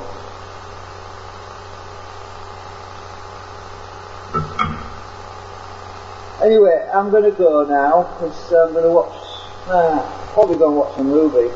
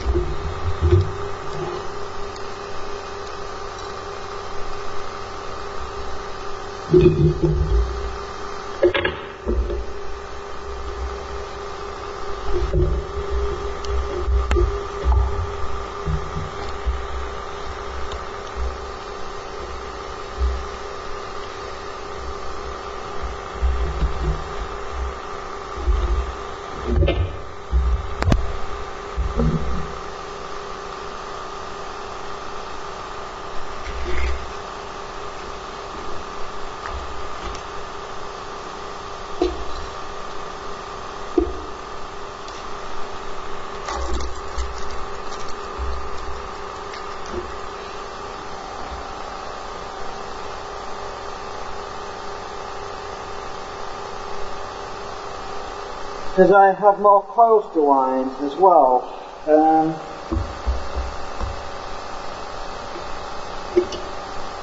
I've got to get this toroid wound. Probably in the next couple of days I'll do that. It's very tedious.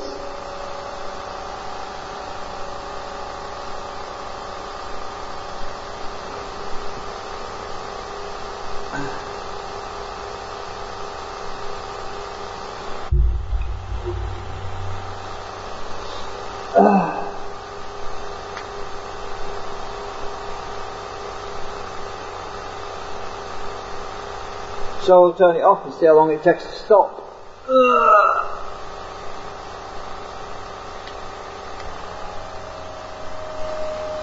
Right, I turned it off.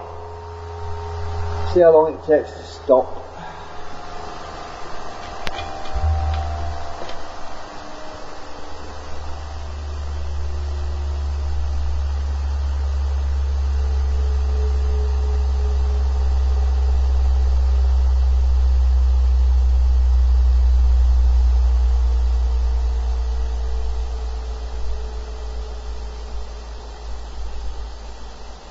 Turn noise suppression off. And you'll hear when it stops.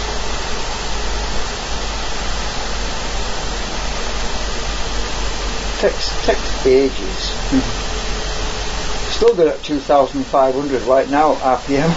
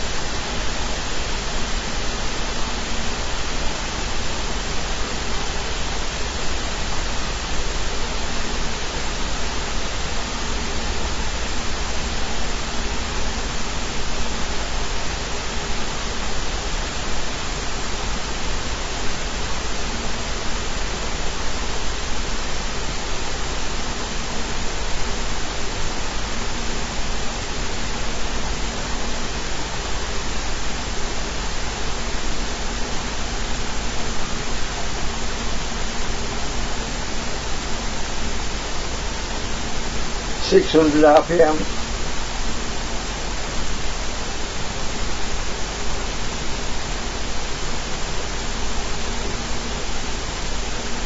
Forty.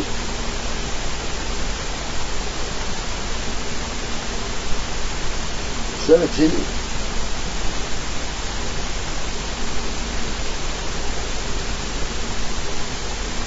20.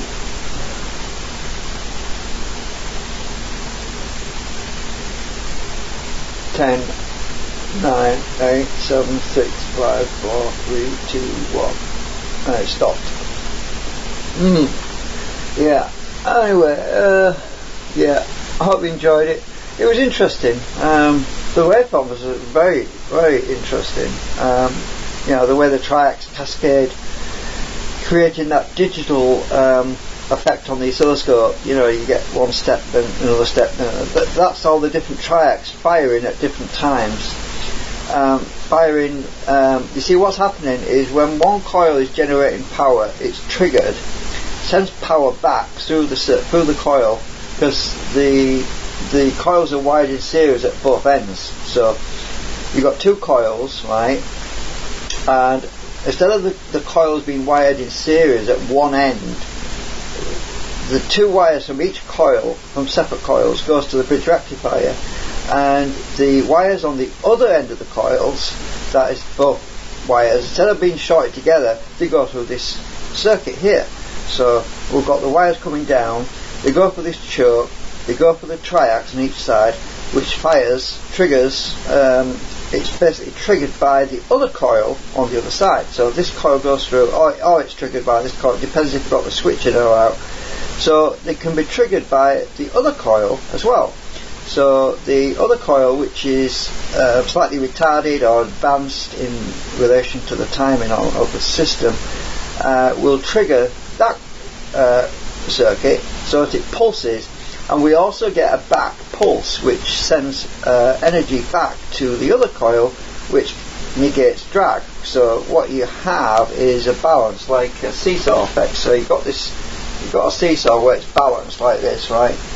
So we get our waveform, which, using this ruler to show you, we get a peak waveform on one side, and just as that waveform is peaking and sending power through the system, the other one fires and it goes the other way.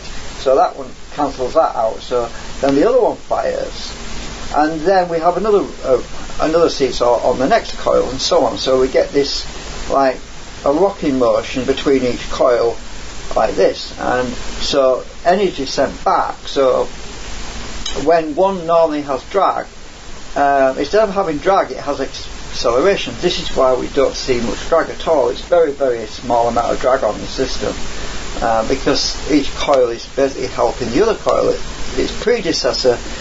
So it's like being in a queue, right? I think the best way to explain it is, imagine you've got 5 people standing in a queue, right? This is an analogy, right? You've got 5 people in the queue. So the first person bumps into the person in front, that person bumps into the next person, and that person bumps into the next person, and so on. So the energy is transferred from one coil to the next coil to the next coil, and so on. So yeah, if you get the idea, but each person or each coil generates a certain amount of power. So that coil is sending power through. Just at the point where it's supposed to start to drag the system, the other coil fires, that one gets cut off, and then the next coil starts to generate power on the other half cycle. So we have a cascade. So it's like another way to put it is like dominoes, right? You've got a load of dominoes, you know that. You knock one domino over, then that domino knocks the next domino over, then that domino knocks the next domino over, and you have a chain reaction. So it's a bit like that. So we've got domino, domino, domino, and the system's supposed to loop back on itself, but the problem is I've only got 3 stages at the moment, and I've got 1, 2, 3, 4 sets of coils.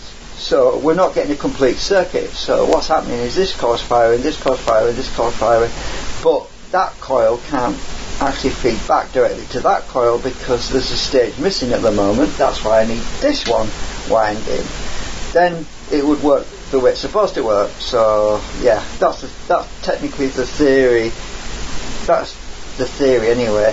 So once I get this other stage wound, then we should be able to do a complete circuit. But then if I want to add more coils, I'll either got to parallel them up, which is a pain in the ass because I've got to have to synchronise phases so that both phases on one input are the same, or build another circuit board and have another cascade set. But that's going to be difficult because I don't have enough slots in the rotor unless I actually extend this and add another stage onto it, which I can do because the drive shaft's long enough to add 2 extra stages. So I could have more coils on there, but I would have to extend it and make it longer. Even still, I could use the other magnet drums, which, oops, I've got 2 more magnet drums which I could slap in if I want.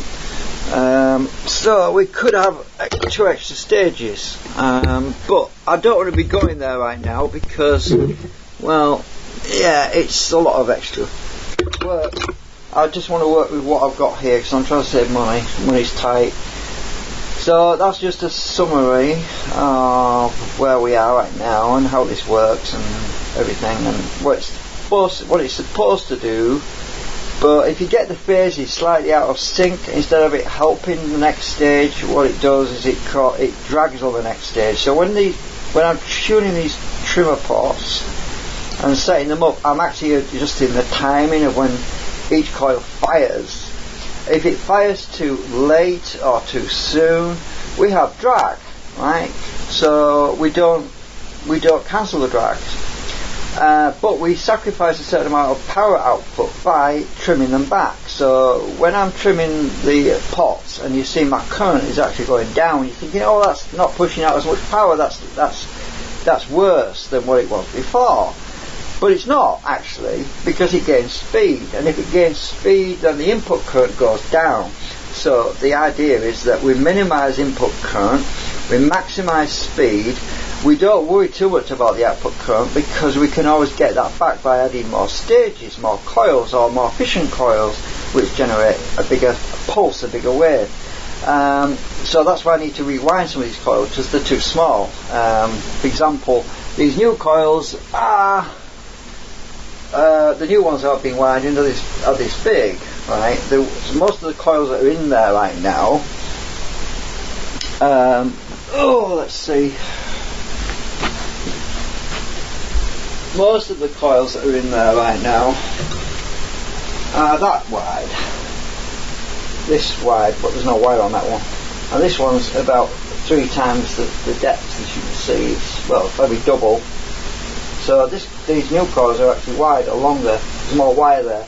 So by having a bigger coil, that's effectively like 2 coils instead of 1, because it's twice the size.